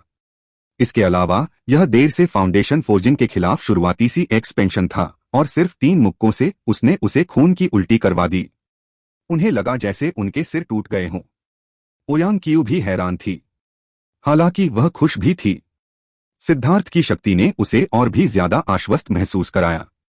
सच तो यह है कि यद्यपि उसने भ्रष्ट मार्ग के विरुद्ध जुआंटियन दाओ संप्रदाय के विरुद्ध गुप्त हमले के लिए उग्र जवाबी हमला किया था, फिर भी उसकी अपनी गुप्त परेशानियां थीं।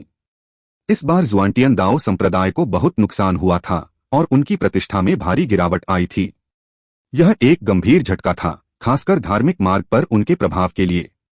ओयांग क्यू के पास जुआंटियन दाओ संप्रदाय की शक्ति दिखाने के लिए एक भयंकर जवाबी हमला करने के अलावा कोई विकल्प नहीं था। अन्यथा न केवल अन्य लोग उन्हें नीची नजर से देखेंगे, बल्कि उसके पास प्रमुख संप्रदाय को यह समझाने का कोई तरीका भी नहीं होगा। हालांकि उप संप्रदाय गुरु की मृत्यु हो गई थी और शुई वुहेन गंभीर रूप से घायल हो गई थी। ओयांग क्यू की योजना शुई वुहेन के ठीक होने का इंतजार करने की थी। यही वजह थी कि वह बस धैर्यपूर्वक इन दोनों से लड़ रही थी। वह शुई वुहेन का इंतजार कर रही थी। उसने कभी नहीं सोचा था कि शुई किंगफेंग वास्तव में इतना मूर्ख होगा। यहाँ तक कि पूरे जुआंटियन दाओ संप्रदाय के इस जीवन और मृत्यु के मोड़ पर भी वह वास्तव में खेल खेलना चाहता था। अगर सिद्धार्थ न होता तो शुई वुहेन अभी मौत के कगार पर होती। ओयांग क्यू जिस व्यक्ति का इंतजार कर रही थी वह नहीं आया था, लेकिन सिद्धार्थ आ गया था और उसकी शक्ति ही वह चीज थी जिसकी उसे जरूरत थी। बेकार बदमाश, भाग जा! घायल भ्रष्ट विशेषज्ञ ने गुस्से से दहाड़ लगाई। पहले वह ओयांग क्यू से लड़ने पर ध्यान केंद्रित कर रहा था, यही कारण था कि वह इतने नुकसान में था। एक विशाल ताड़ की छवि ने सूरज को ढक लिया और सिद्धार्थ की ओर टूट पड़ी। उस पर एक भयानक दबाव पड़ा। सावधान, ओयांग क्यू ने चेतावनी दी। वह जानती थी कि यह उसकी ओर से पूरी ताकत से किया गया हमला था। उसे चिंता थी कि सिद्धार्थ इसे संभाल नहीं पाएगा और वह बस उसकी मदद करने वाली थी। लेकिन अचानक सिद्धार्थ के हाथों में एक रक्तलाल कृपाण दिखाई दिया। एक विशाल कृपांशवी प्रकट हुई जो एक दिव्य ब्लेड की तरह दिख रही थी। स्वर्ग को विभाजित करें दो! धमाका! ताड़ प्रतिमा और कृपाण प्रतिमा दोनों फट गईं। हे भगवान! सिद्धार्थ एक फाउंडेशन फोर्जिंग विशेषज्ञ के पूर्ण शक्ति हमले को तोड़ सकता है। क्या इसका मतलब यह नहीं है कि उसके पास सचमुच फाउंडेशन फोर्जिंग के दिवंगत विशेषज्ञों को चुनौती देने की शक्ति है? यह भयानक है। सी एक्सपेंशन के पहले हेवन स्टेज में वह हाल ही के फाउंडेशन फोर्जिंग विशेषज्ञों को चुनौती दे सकता है। आखिर वह किस तरह का राक्षस है? जुआंटियन दाओ संप्रदाय के अनगिनत लोग हैरान होकर आसमान की ओर देख रहे थे। वे खून से लाल तलवार थामे उस देवता जैसी आकृति को देख रहे थे। रक्त आत्मा भक्षण भूत मार। अपना हमला विफल होने के बाद भ्रष्ट विशेषज्ञ ने अपने दोनों हाथों को एक साथ ताली बजाई और उसके पीछे खून का एक समुद्र प्रकट हुआ। खून का वह समुद्र 300 मील लंबा था। हवा में खून की गंध भर गई थी। हालांकि यह अनगिनत रूनों से संघनित था, लेकिन सच तो यह है कि उन रूनों का निर्माण अनगिनत मृत विशेषज्ञों की आत्माओं और सार रक्त के माध्यम से हुआ था। समुद्र एक विशाल खोपड़ी में तब्दील हो गया और वह सिद्धार्थ की ओर टूट पड़ा। धमाका! सिद्धार्थ ने अपनी तलवार खोपड़ी पर मारी, लेकिन उसे लगा कि उसके पीछे एक बहुत बड़ी ताकत है। उसे लगातार पीछे धकेला जा रहा था। दिव्य अंगूठी! उसके पीछे अनंत शक्ति उत्सर्जित करने वाली 4 रंगों वाली दिव्य अंगूठी प्रकट हुई। ब्लडरिंकर के साथ सिद्धार्थ की शक्ति विस्फोटक रूप से बढ़ी। उसने उसका असली रूप सक्रिय कर दिया था। उसी समय उसका आध्यात्मिक युवान 18 एक्यूपंक्चर बिंदुओं से होकर बह निकला। धमाका! एक अजेय कृपांशवी अस्तित्व में आई, जिसने तुरंत विशाल खोपड़ी को चकनाचूर कर दिया। विशाल कृपांशवी भ्रष्ट विशेषज्ञ की ओर बढ़ती रही। भ्रष्ट विशेषज्ञ हैरान था। उसने कभी नहीं सोचा था कि सिद्धार्थ के पास इतनी शक्ति होगी कि वह उस जादुई कला को नष्ट कर सके जिस पर उसे इतना गर्व था। उसने जल्दी से बचाव की एक परत बनाई। नतीजतन यह साफ साफ कट गया। धमाका! भ्रष्ट विशेषज्ञ एक उल्का की तरह जमीन पर गिर पड़ा और जिन विशेषज्ञों के खिलाफ गोरैन लड़ रहा था वे प्रभाव से बिखर गए। गोरान भी बदकिस्मत था। उसने कभी नहीं सोचा था कि आसमान से अचानक ऐसी आपदा आ गिरेगी। वह बस वहीं था जहां भ्रष्ट विशेषज्ञ गिर गया था। उसे ऐसा महसूस हुआ जैसे किसी गुब्बारे को पैर से लात मारी गई हो। वह हवा में उछला, उसका खून उसके भीतर उमड़ रहा था। अगर उसने रैंक 4 स्वर्गीय दाव फल और 10,000 आत्मा रक्त को परिष्कृत नहीं किया होता, तो अपने शरीर को एक नए स्तर तक मजबूत नहीं किया होता, तो वह अभी बहुत घायल हो गया होता। गोरान को ऐसा लग रहा था जैसे आसमान में तारे उसके इर्द गिर्द घूम रहे हों। तभी उसे अचानक लगा कि किसी ने उसे पकड़ लिया है। तभी उसे एहसास हुआ कि वह अपने समूह में वापस आ गया है। अब जुआंटियन दाओ संप्रदाय के लोगों को आखिरकार समझ में आ गया कि क्यों सिद्धार्थ ने सभी जुआंटियन विशेषज्ञों और नीचे के लोगों को पीछे हटने पर मजबूर कर दिया था। सिद्धार्थ के हमले के परिणामस्वरूप एक शक्तिशाली शॉकवेव पैदा हुई जिसने 10,000 से ज्यादा भ्रष्ट विशेषज्ञों को खत्म कर दिया। यहां तक कि समुद्री विस्तार विशेषज्ञ भी मारे गए। यह सोचकर उन्हें ठंड का एहसास हुआ। क्या होता अगर भ्रष्ट विशेषज्ञ धर्म के मार्ग पर आ जाता? कितने लोग बच पाते? बहुत बढ़िया। सिद्धार्थ ओयांग क्यू को लगा जैसे उसके दिल में फूल खिल रहे हैं। हालांकि वह हमेशा से सिद्धार्थ के बारे में सकारात्मक राय रखती थी, लेकिन उसने कभी यह कल्पना करने की हिम्मत नहीं की थी कि वह इतना शक्तिशाली होगा। धमाका! एक आकृति हवा में उड़ी। वह दूर स्थित एक स्थानिक द्वार की ओर उड़ रही थी। उसे रोको सिद्धार्थ! वह भागने की कोशिश कर रहा है, ओयांग क्यू चिल्लाया। लेकिन वह भ्रष्ट विशेषज्ञ काफी चालाक था। वह भूमिगत होकर काफी दूर तक यात्रा कर चुका था और उसके बाद ही वह बाहर निकल पाया था। वह तुरंत पोर्टल में उड़ गया और गायब हो गया। उसे भागता देख दूसरे भ्रष्ट विशेषज्ञ ने अचानक सूरज की तरह एक चमकदार रोशनी छोड़ी। उसने पूरे आसमान को रोशन कर दिया, जिससे लोग अंधे हो गए और किसी तरह सभी की अन्य इंद्रियां गायब हो गईं। उनकी सुनने, सूंघने और यहाँ तक कि छूने की शक्ति भी चली गई। ऐसा लग रहा था जैसे दुनिया स्थिर हो गई हो। जैसे ही सभी लोग इस हरकत से चौंके, वह चकाचौंध करने वाली रोशनी गायब हो गई। उनकी इंद्रियां सामान्य हो गईं। ऊपर आसमान में ओयांग कियूयू ठंडी मुस्कान के साथ मुस्कुरा रही थी। किसी अज्ञात समय पर उसके हाथ में एक तलवार दिखाई दी। वह भ्रष्ट विशेषज्ञ के शरीर में घुस रही थी। वह भ्रष्ट विशेषज्ञ सदमे में था। वह 1 इंच भी हिलने में असमर्थ था। बर्फ की क्यूई ने उसे घेरना शुरू कर दिया, जिससे वह बर्फ की मूर्ति में बदल गया। क्या तुम्हें लगता है कि मैं बेवकूफ हूं? तुम इतनी कमजोर चाल से भागना चाहती थी। ओयांग क्यू ने अपनी तलवार निकालने से पहले अपने प्रतिद्वंद्वी को रून में लपेट दिया। उसकी जान बच गई थी, लेकिन अब वह एक बंधक था। उसने उसे जमीन पर गिरा दिया। ओयांग क्यू ने सिद्धार्थ को देखकर मुस्कुराया। किसने सोचा था कि सिर्फ 1 साल में तुम अपना वादा पूरा कर पाओगे? किसी अज्ञात कारण से ओयांग क्यू की मुस्कान देखकर सिद्धार्थ के दिल में गर्मजोशी की एक झलक दिखाई दी। शायद यह इतने लंबे समय से योजनाओं से निपटने के कारण था, लेकिन उस साधारण कार्य ने उसे गहराई से छू लिया। मुझे याद नहीं कि मैंने तुमसे कोई वादा किया था। सिद्धार्थ ने अपना सिर हिलाया। ओह, आप पहले ही भूल गए हैं। मुझे याद है कि उस समय किसी ने मुझे छोटी बहन कहा था और कहा था कि अगर कोई मुझे परेशान करे तो मैं आकर तुम्हें ढूंढ सकता हूं, ओयांग क्यू ने हंसते हुए कहा। सिद्धार्थ के आने से ओयांग क्यू के मूल रूप से अस्तव्यस्त मूड में तुरंत काफी सुधार हुआ। उसके दिल पर छाई धुंध आखिरकार छंट गई। सिद्धार्थ को तुरंत अजीब लगा।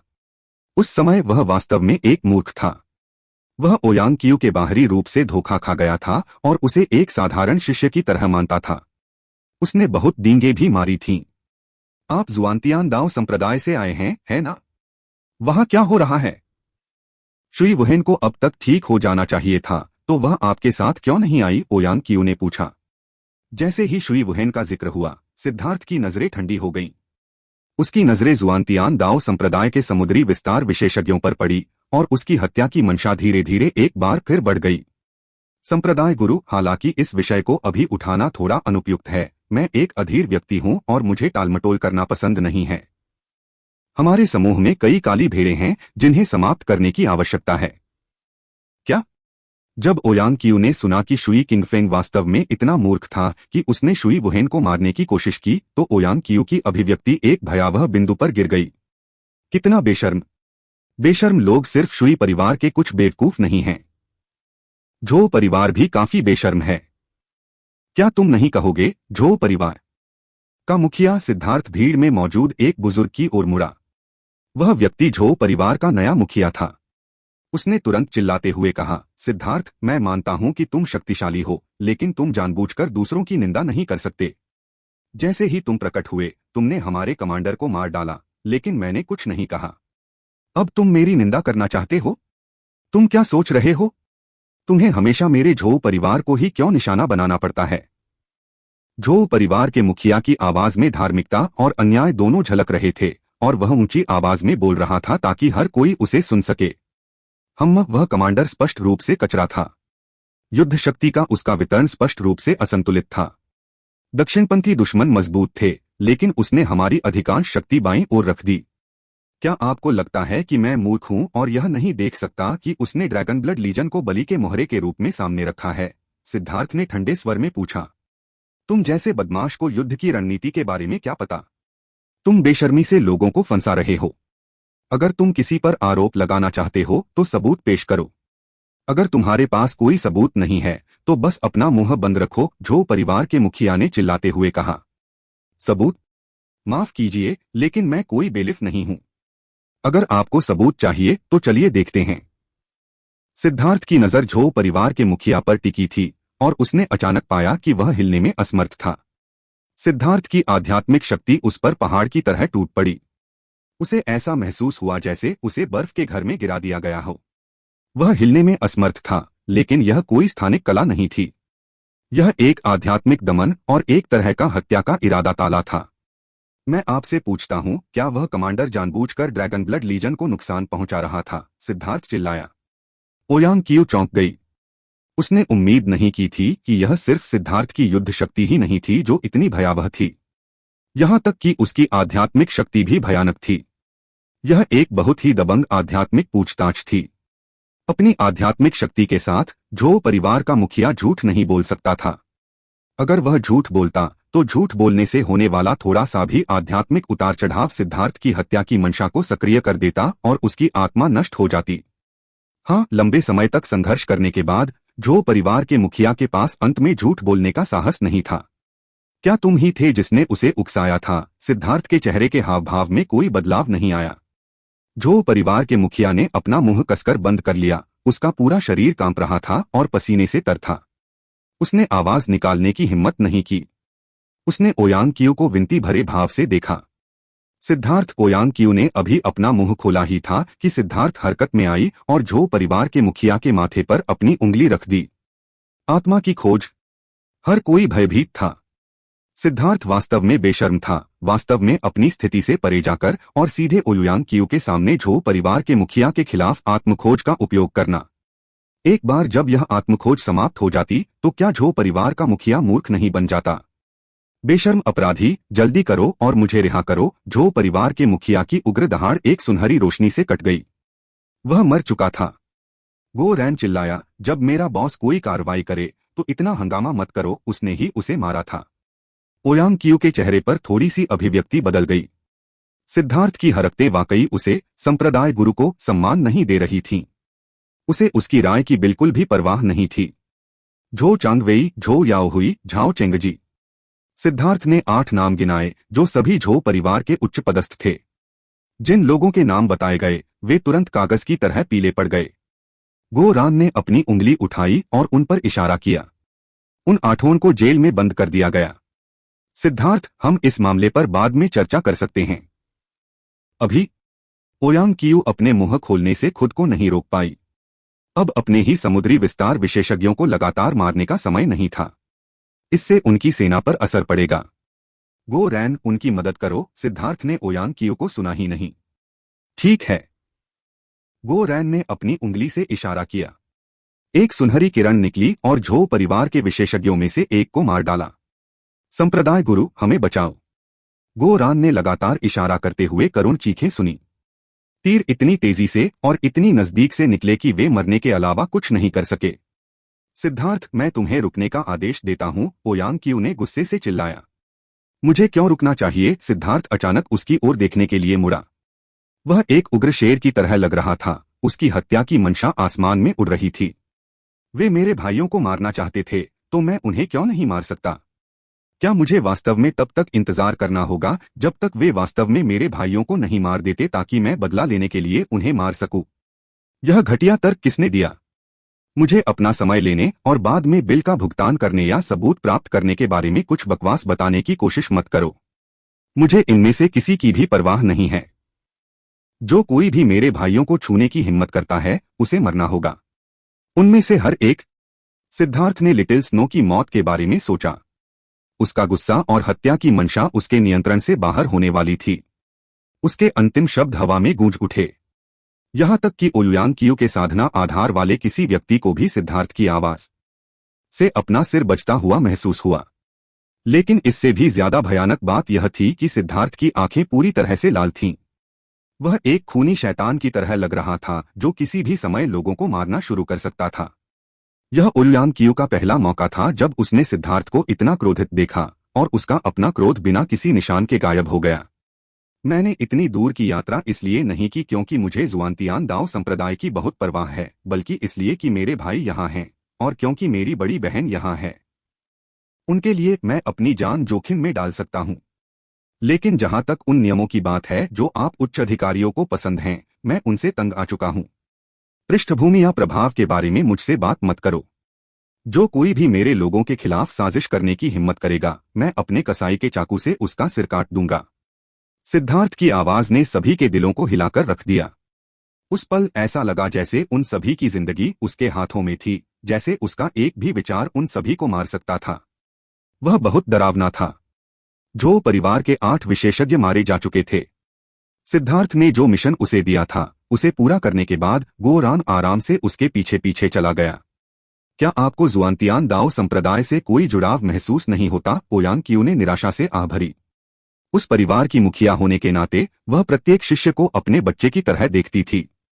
सिद्धार्थ के शब्द चोट पहुंचाने वाले थे।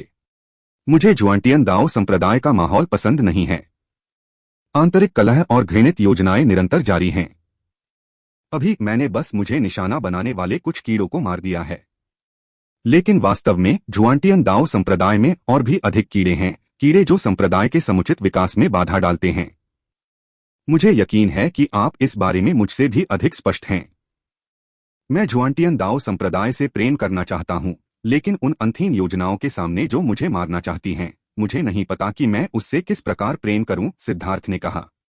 सभी उच्च अधिकारी शर्मिंदा महसूस कर रहे थे। हाँ, यह सच था कि उनकी सारी ऊर्जा आंतरिक कलह पर केंद्रित थी, लेकिन इसके अलावा कोई रास्ता नहीं था। अगर वे ऐसा नहीं करते तो उन्हें या तो छोड़ना पड़ता या मरना पड़ता। चाहे वे संप्रदाय के लिए कुछ भी करना चाहें, उन्हें कई उतार चढ़ावों से गुजरना पड़ता। अनगिनत लोग चिंतित थे कि आप उनके ऊपर एक उल्का की तरह उड़ेंगे और इसलिए वे आपको भारी रूप से दबा देंगे। जैसे जैसे आप लगातार उस रास्ते से आगे बढ़ते गए, आप लगातार अवरोधों में फंसते गए। एक अच्छा कटोरा दलिया पकाना आसान नहीं था, लेकिन इसे बर्बाद करना आसान था। कई सालों या दशकों के आपके काम को बर्बाद करने के लिए मल का एक ही लट्ठा काफी था। इतने लंबे समय तक प्रयास करने के बाद सभी ने हार मान ली थी। इसके बजाय उन्होंने अपने मल के ढेर को अपने पास रखा और दूसरों के दलिया के कटोरे पर नजर रखी। यह एक अंतहीन दुष्चक्र शुरू हुआ। बहुत से लोगों को यह सिद्धांत समझ में आया, लेकिन वे इसके बारे में कुछ नहीं कर पाए। ये अलिखित नियम बन गए थे और उन्हें इनका पालन करना था। इसका मतलब यह था कि कानून हर किसी को दोषी नहीं ठहरा सकता। ऐसा नहीं था कि वे उनमें से हर एक को बाहर निकाल सकते थे। क्या तब संप्रदाय भंग नहीं हो जाता? हालांकि वे सभी दूसरों को निशाना बनाने के लिए मल के लट्ठे पकड़े हुए थे, कम से कम सतह पर तो ऐसा लगता था कि संप्रदाय फल फूल रहा था। अधिकांश संप्रदायों के लिए यही स्थिति थी। सिद्धार्थ ने आगे कहा, हालांकि संप्रदाय के प्रति मेरी कोई अच्छी भावना नहीं है, लेकिन मेरे भाई बहन यहाँ हैं।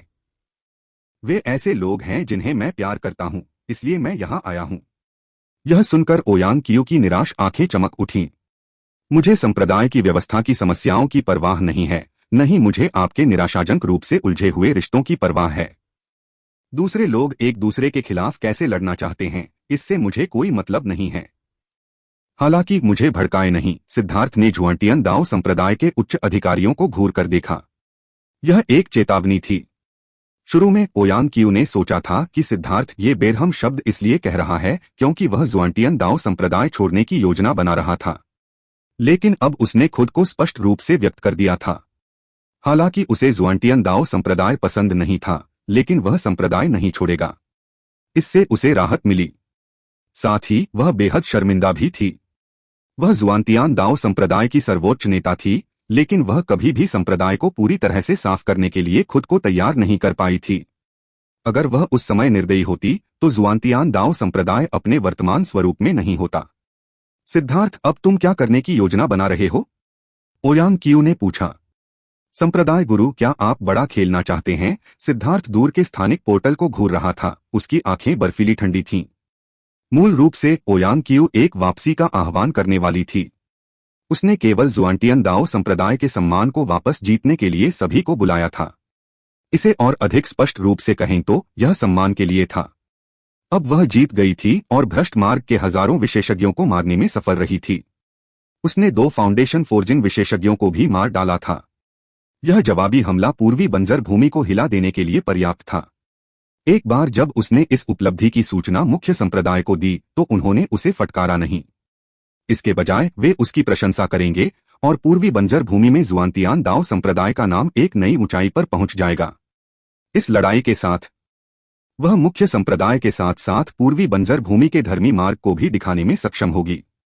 और इसलिए वह पीछे हटने की योजना बना रही थी, क्योंकि अगर वे लड़ाई जारी रखते तो यह मामला उसके नियंत्रण से बाहर हो सकता था। तुम चाहते हो? ओयांग कियो आश्चर्य से उछल पड़ा।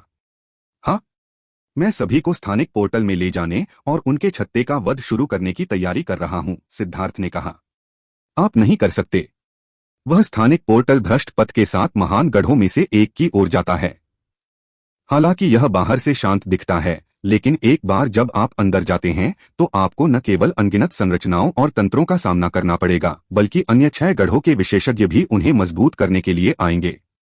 उस समय आप पूरे पूर्वी बंजर भूमि के भ्रष्ट पथ के हमले का सामना करेंगे। वास्तव में आधे कदम के राजा दिखाई दे सकते हैं। ऐसा मत सोचो कि भ्रष्ट पथ में केवल इतने ही लोग हैं। यह सिर्फ एक अलिखित नियम है कि ऊपर से अनुमोदन के बिना न तो धर्मी और न ही भ्रष्ट पथ एक दूसरे के खिलाफ पूरी तरह से युद्ध शुरू करेगा। लेकिन अगर हम इसे अनदेखा करते हैं और हमला करते हैं तो भ्रष्ट पथ हमें मारने के लिए अपने सभी विशेषज्ञों को इकट्ठा करने में सक्षम होगा। यह सुनकर सभी हैरान रह गए कि सिद्धार्थ भ्रष्ट मार्ग के छत्ते में घुसना चाहता था।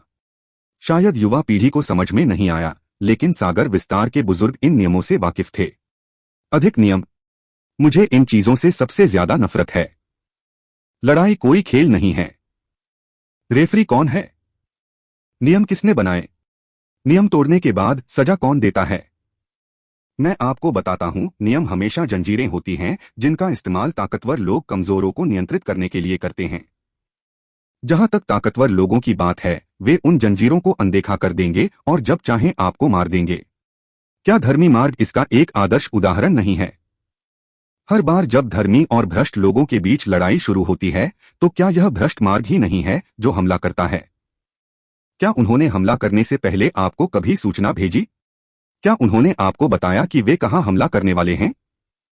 क्या उन्होंने आपको अपने नंबर बताए? उन्हें खिलाड़ी और रेफरी दोनों क्यों मिलते हैं, जबकि हमें बस यही स्वीकार करना है? सिद्धार्थ ने ओयानक्यू को देखा, उसकी आवाज निराशा से भरी हुई थी। यहां तक कि ओयानक्यू, एक विशेषज्ञ जो जुआंटियन दाओ संप्रदाय जैसे विशाल अस्तित्व को नियंत्रित कर सकता था, वास्तव में इन बेवकूफ नियमों से विवश था। सिद्धार्थ को वास्तव में ऐसा लगने लगा था कि धर्मी मार्ग के लिए कोई उम्मीद नहीं थी। ओयानक्यू को समझ में नहीं आ रहा था कि क्या कहे। उसे हमेशा से ही धार्मिक मार्ग बहुत ही मूर्खतापूर्ण और कायरतापूर्ण लगता था, लेकिन उसकी साधना का आधार कितना भी ऊंचा क्यों न हो, उसने अनगिनत वर्षों से पालन किए गए नियमों को तोड़ने की हिम्मत नहीं की। सिद्धार्थ के चेहरे पर निराशा देखकर उसका दिल दहल गया। उसने अपने दांत भींचे और कहा, सिद्धार्थ, तुम चाहे जो भी करो, मैं तुम्हारे साथ चलूंगी। हालांकि वह सिद्धार्थ को लंबे समय से नहीं जानती थी, लेकिन उसे मुसीबत खड़ी करने की उसकी स्वर्ग विरोधी क्षमता की प्रशंसा करनी पड़ी। चूंकि सिद्धार्थ बड़ा बनना चाहता था, इसलिए संप्रदाय के गुरु के रूप में वह पागलपन के दौर में उसके साथ जाती थी। यहां तक कि ओयानक्यू को भी नहीं पता था कि उसे सिद्धार्थ के साथ जोखिम उठाना इतना डरावना क्यों लगा, लेकिन इस तरह का डर बेहद उत्तेजक भी था। उसने हमेशा ही चीजों को स्थिरता और शांति से संभाला था। उसने जो भी किया, सभी नतीजे मूल रूप से उसकी उम्मीदों के अनुरूप ही रहे। लेकिन इस बार उसे बिल्कुल भी अंदाजा नहीं था कि नतीजे क्या होंगे। जितना ज्यादा आपको परिणाम नहीं पता होता, यह उतना ही ज्यादा उत्तेजक होता। यह एक जुआ की तरह था। अंतिम कार्ड दिखाए बिना कोई नहीं जानता था कि कौन जीता और कौन हारा। गो रैन आओ। बॉस, आपके पास मेरे लिए कोई निर्देश है? क्या आपके पास अभी भी वो बेहतरीन बम है? मुझे बस एक चाहिए। बॉस, मेरे पास केवल एक ही है। इस बम का दायरा बहुत बड़ा था। उस समय वह शुरुआत में सिर्फ एक का ही इस्तेमाल कर पाया था, क्योंकि अन्यथा वह अपने ही लोगों को घायल कर सकता था। इसलिए दूसरा बम इस्तेमाल नहीं किया गया। अच्छा, हम इसे शुरुआती कार्यक्रम के रूप में इस्तेमाल करेंगे। गोरान, तुम अग्रणी हो सकते हो। उन्हें हमारा उपहार दो। याद रखो, हम धमाकेदार शुरुआत करना चाहते हैं। सिद्धार्थ ने गोरान के कंधे पर थपथपाया। हाँ हाँ, चिंता मत करो बॉस, यह निश्चित रूप से स्वर्ग और पृथ्वी को हिलाने के लिए पर्याप्त होगा, गोरैन ने उत्साह से कहा। हालांकि दिखावा मत करो। अगर तुम दिखावा करना चाहते हो तो बम फटने तक इंतजार करो, सिद्धार्थ ने चेतावनी दी। कौन जानता था कि इस बंदे को दिखावा करने की इतनी लत लग गई है कि वह सब कुछ बिगाड़ देगा। सिद्धार्थ, क्या तुम्हें यकीन है कि वह ऐसी चीज को संभाल सकता है? ओयानक्यू झिझक रहा था।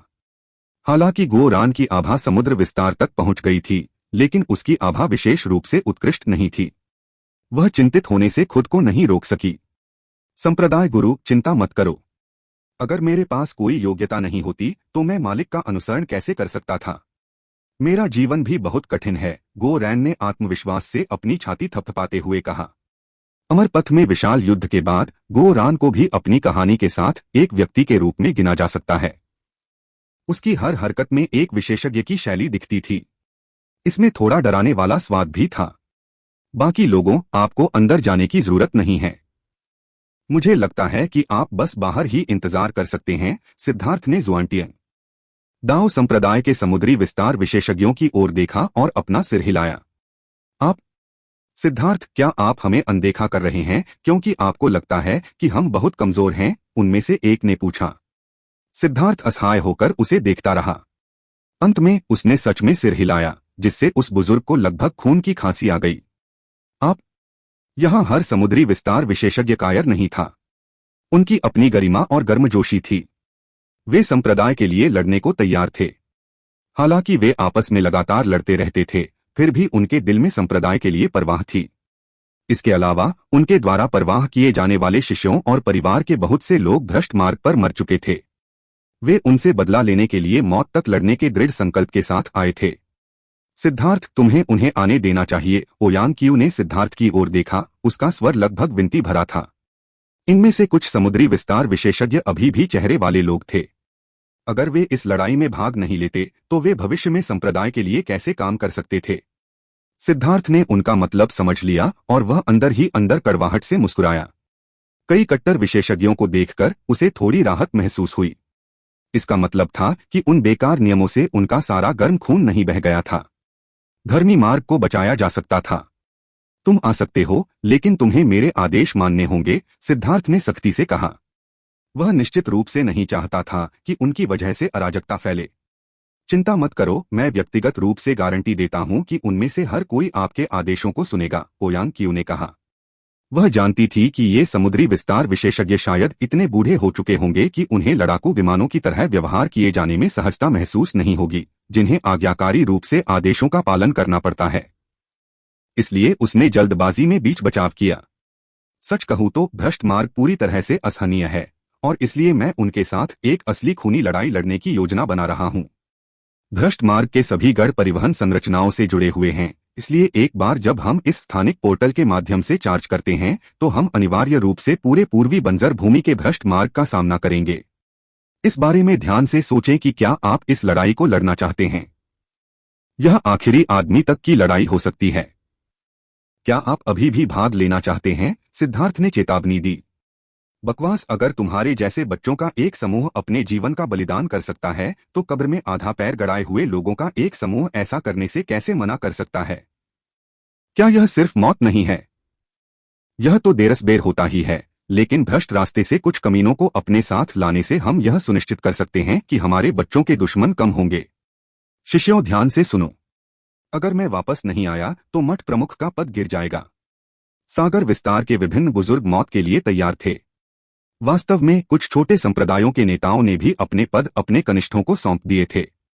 उनमें से कुछ को छोड़कर जो छिपकर भाग रहे थे, उनमें से अधिकांश उत्साहित थे और मौत तक लड़ाई लड़ने के लिए तैयार थे।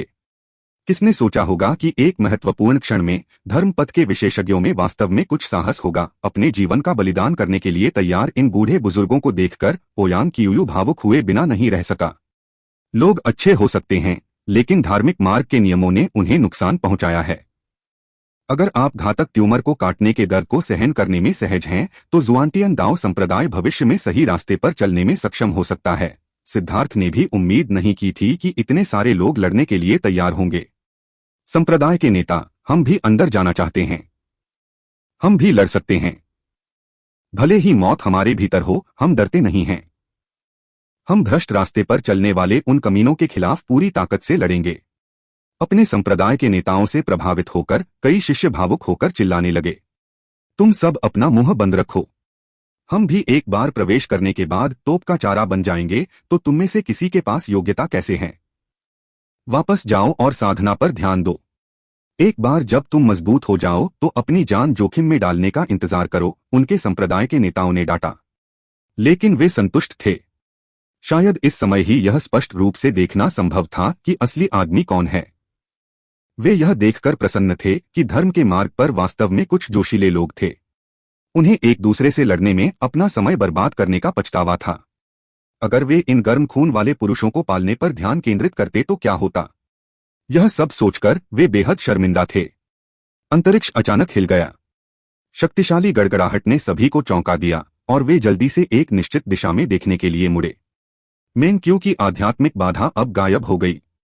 300 से ज्यादा विशेषज्ञ अशांत आभा छोड़ रहे थे। उसके पीछे भ्रामक समुद्र दिखाई दिए। सामूहिक समुद्र विस्तार क्लेश। हर कोई हैरान था। ड्रैगन ब्लड लीजन के विशेषज्ञ एक ही समय में सी एक्सपेंशन की ओर बढ़ रहे थे।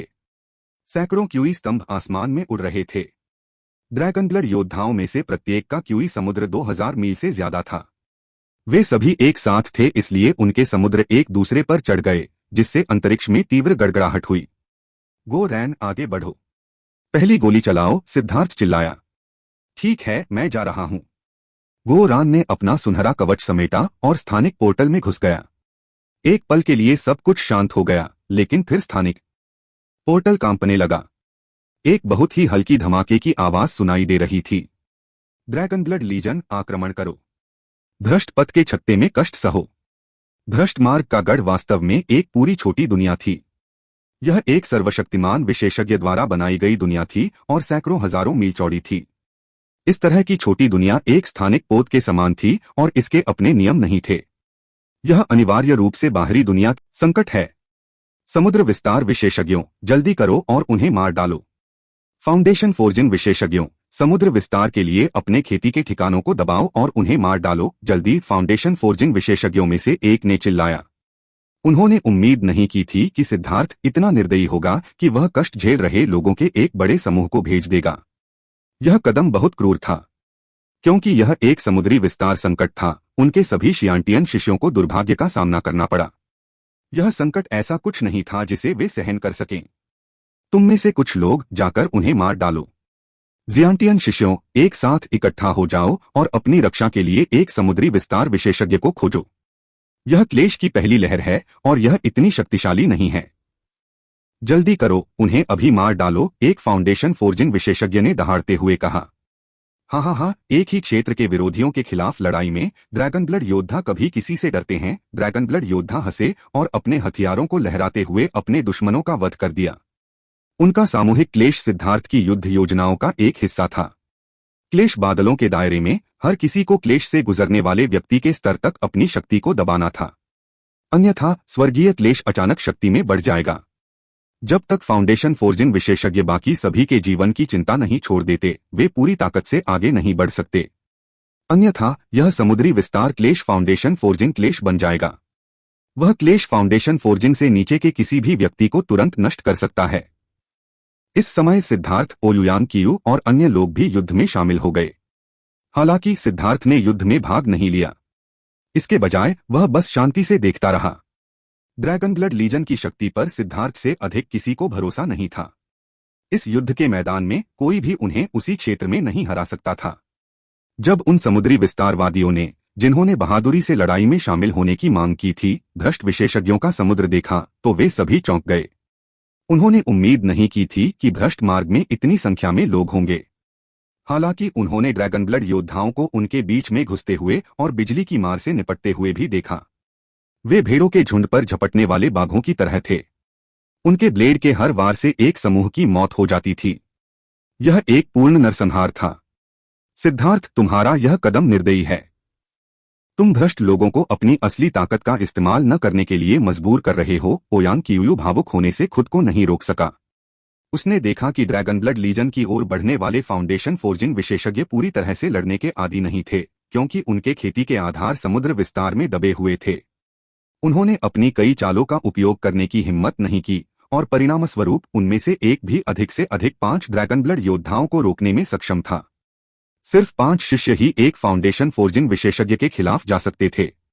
वे इतने गुस्से में थे कि उनके चेहरे हरे हो गए थे। फिर ड्रैगन ब्लड योद्धाओं को अपने कुलीन शिष्यों का वध करते देखकर उन्हें लगा कि वे फट जाएंगे।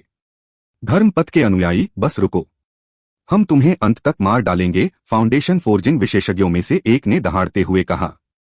मैं अपने क्लब के एक झटके से तुम सबको मार डालूंगा, वाइल्ड ने हमला किया।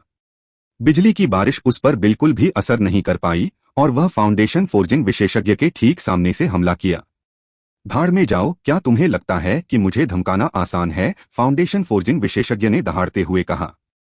उसने वाइल्ड को एक मुक्का मारा। यह देखकर समुद्र विस्तार के कई बुजुर्ग वाइल्ड के लिए चिंतित महसूस करने से खुद को रोक नहीं पाए। लेकिन उन्होंने अचानक पाया कि सिद्धार्थ, मेंक्यूई और अन्य लोग अचानक देखना बर्दाश्त नहीं कर सके और दूर चले गए। टकराना। उस फाउंडेशन फोर्जिंग विशेषज्ञ ने अपने खेती के आधार को समुद्र विस्तार के लिए दबा दिया था। नतीजतन वाइल्ड के क्लब के एक ही प्रहार ने उसके ऊपरी शरीर का आधा हिस्सा नष्ट कर दिया, और इससे पहले कि वह प्रतिक्रिया कर पाता, वाइल्ड के दूसरे प्रहार ने उसे टुकड़े टुकड़े कर दिया। सागर विस्तार के सभी बुजुर्ग भयभीत थे। एक फाउंडेशन फोर्जिंग विशेषज्ञ, जो पूर्वी बंजर भूमि में लगभग शिखर पर था, को एक क्लब के 2 प्रहारों से मार दिया गया था। इस पर विश्वास करना बहुत कठिन था। ओयांग क्यू भी सदमे में थी। उसने अपना मुंह हाथ से ढक रखा था। उसे अपनी आंखों पर यकीन नहीं हो रहा था। इसके विपरीत सिद्धार्थ की अभिव्यक्ति शांत थी। सब कुछ उसकी उम्मीदों के अनुसार था। वाइल्ड एक पूर्ण सनकी था। उसके पास कोई साधना आधार नहीं था और स्वर्गीय क्लेश उस पर ताला लगाने में असमर्थ था। एक फाउंडेशन फोर्जिंग विशेषज्ञ के लिए अपने खेती के आधार को समुद्र विस्तार में दबाने के लिए वह एक शीर्ष समुद्र विस्तार विशेषज्ञ की तुलना में थोड़ा ही मजबूत होगा। लेकिन वाइल्ड की शक्ति बिल्कुल भी दबाई नहीं गई थी, इसलिए उसके लिए अपने क्लब के 2 स्मैश के साथ उस विशेषज्ञ को मारने में सक्षम होना पूरी तरह से सामान्य था। वाइल्ड की लड़ाई में भागीदारी ने पूरी अराजकता पैदा कर दी। वह भ्रष्ट मार्ग के सबसे मजबूत विशेषज्ञों, फाउंडेशन फोर्जिंग विशेषज्ञों पर ध्यान केंद्रित कर रहा था। जब एक अन्य फाउंडेशन फोर्जिंग विशेषज्ञ ने अपना खजाना आइटम सक्रिय किया, लेकिन फिर भी वह एक ही झटके में लगभग मर गया, तो उसने चिल्लाया, उस विशालकाय बदमाश से बचो, उसमें कुछ गड़बड़ है। वाइल्ड ने भ्रष्ट लोगों के बीच तबाही मचा दी क्योंकि उसने युद्ध के मैदान में फाउंडेशन फोर्जिंग विशेषज्ञों का पीछा किया। फाउंडेशन फोर्जिंग विशेषज्ञों को कुत्ते के सामने मुर्गियों की तरह भागते देख ओयांग क्यू और अन्य लोग हैरान रह गए। भनभनाना, बिजली का कहर और भी बढ़ गया। बिजली की बारिश, बिजली के तीर, बिजली के भाले और अंत में बिजली के जानवर दिखाई दिए। भ्रष्ट मार्ग अंततः इसे सहन करने में असमर्थ था। समुद्र विस्तार विशेषज्ञों के संरक्षण में भी जियांटियन विशेषज्ञ अभी भी अलग हो गए थे। रुको, यह क्लेश की अंतिम लहर है, एक फाउंडेशन फोर्जिंग विशेषज्ञ चिल्लाया। उसने देखा कि बिजली के जानवर एक एक करके आसमान से उतर रहे हैं। जब तक बिजली के जानवरों ने युद्ध के मैदान को भर दिया था, तब तक भ्रष्ट पथ की 4 लाख से अधिक की मूल सेना 2/3 से कम हो गई थी। उनके 99% हताहत स्वर्गीय क्लेश के कारण हुए थे। गड़गड़ाहट, क्या यह पहले ही खत्म हो चुका है? क्या यह सेलेस्टियल्स को दिया गया पक्षपात है? क्लेश के बादलों को धीरे धीरे छंटते देख सिद्धार्थ निराश होने से खुद को नहीं रोक सका। उसे ऊपर उड़कर उसे वापस लाने के लिए एक जोरदार मुक्का मारने की इच्छा हुई, लेकिन उसने ऐसा न करने का फैसला किया। तब वह कुछ ज्यादा ही बड़ा खेल खेल रहा होता। तुम धार्मिक मार्ग पर चलने वाले शापित हो, अब तुम्हारे मरने का समय आ गया है, फाउंडेशन फोर्जिंग विशेषज्ञों में से एक ने दहाड़ते हुए कहा। उसकी आभा फूट पड़ी और उसने ड्रैगन ब्लड योद्धाओं की ओर एक शक्तिशाली हथेली भेजी।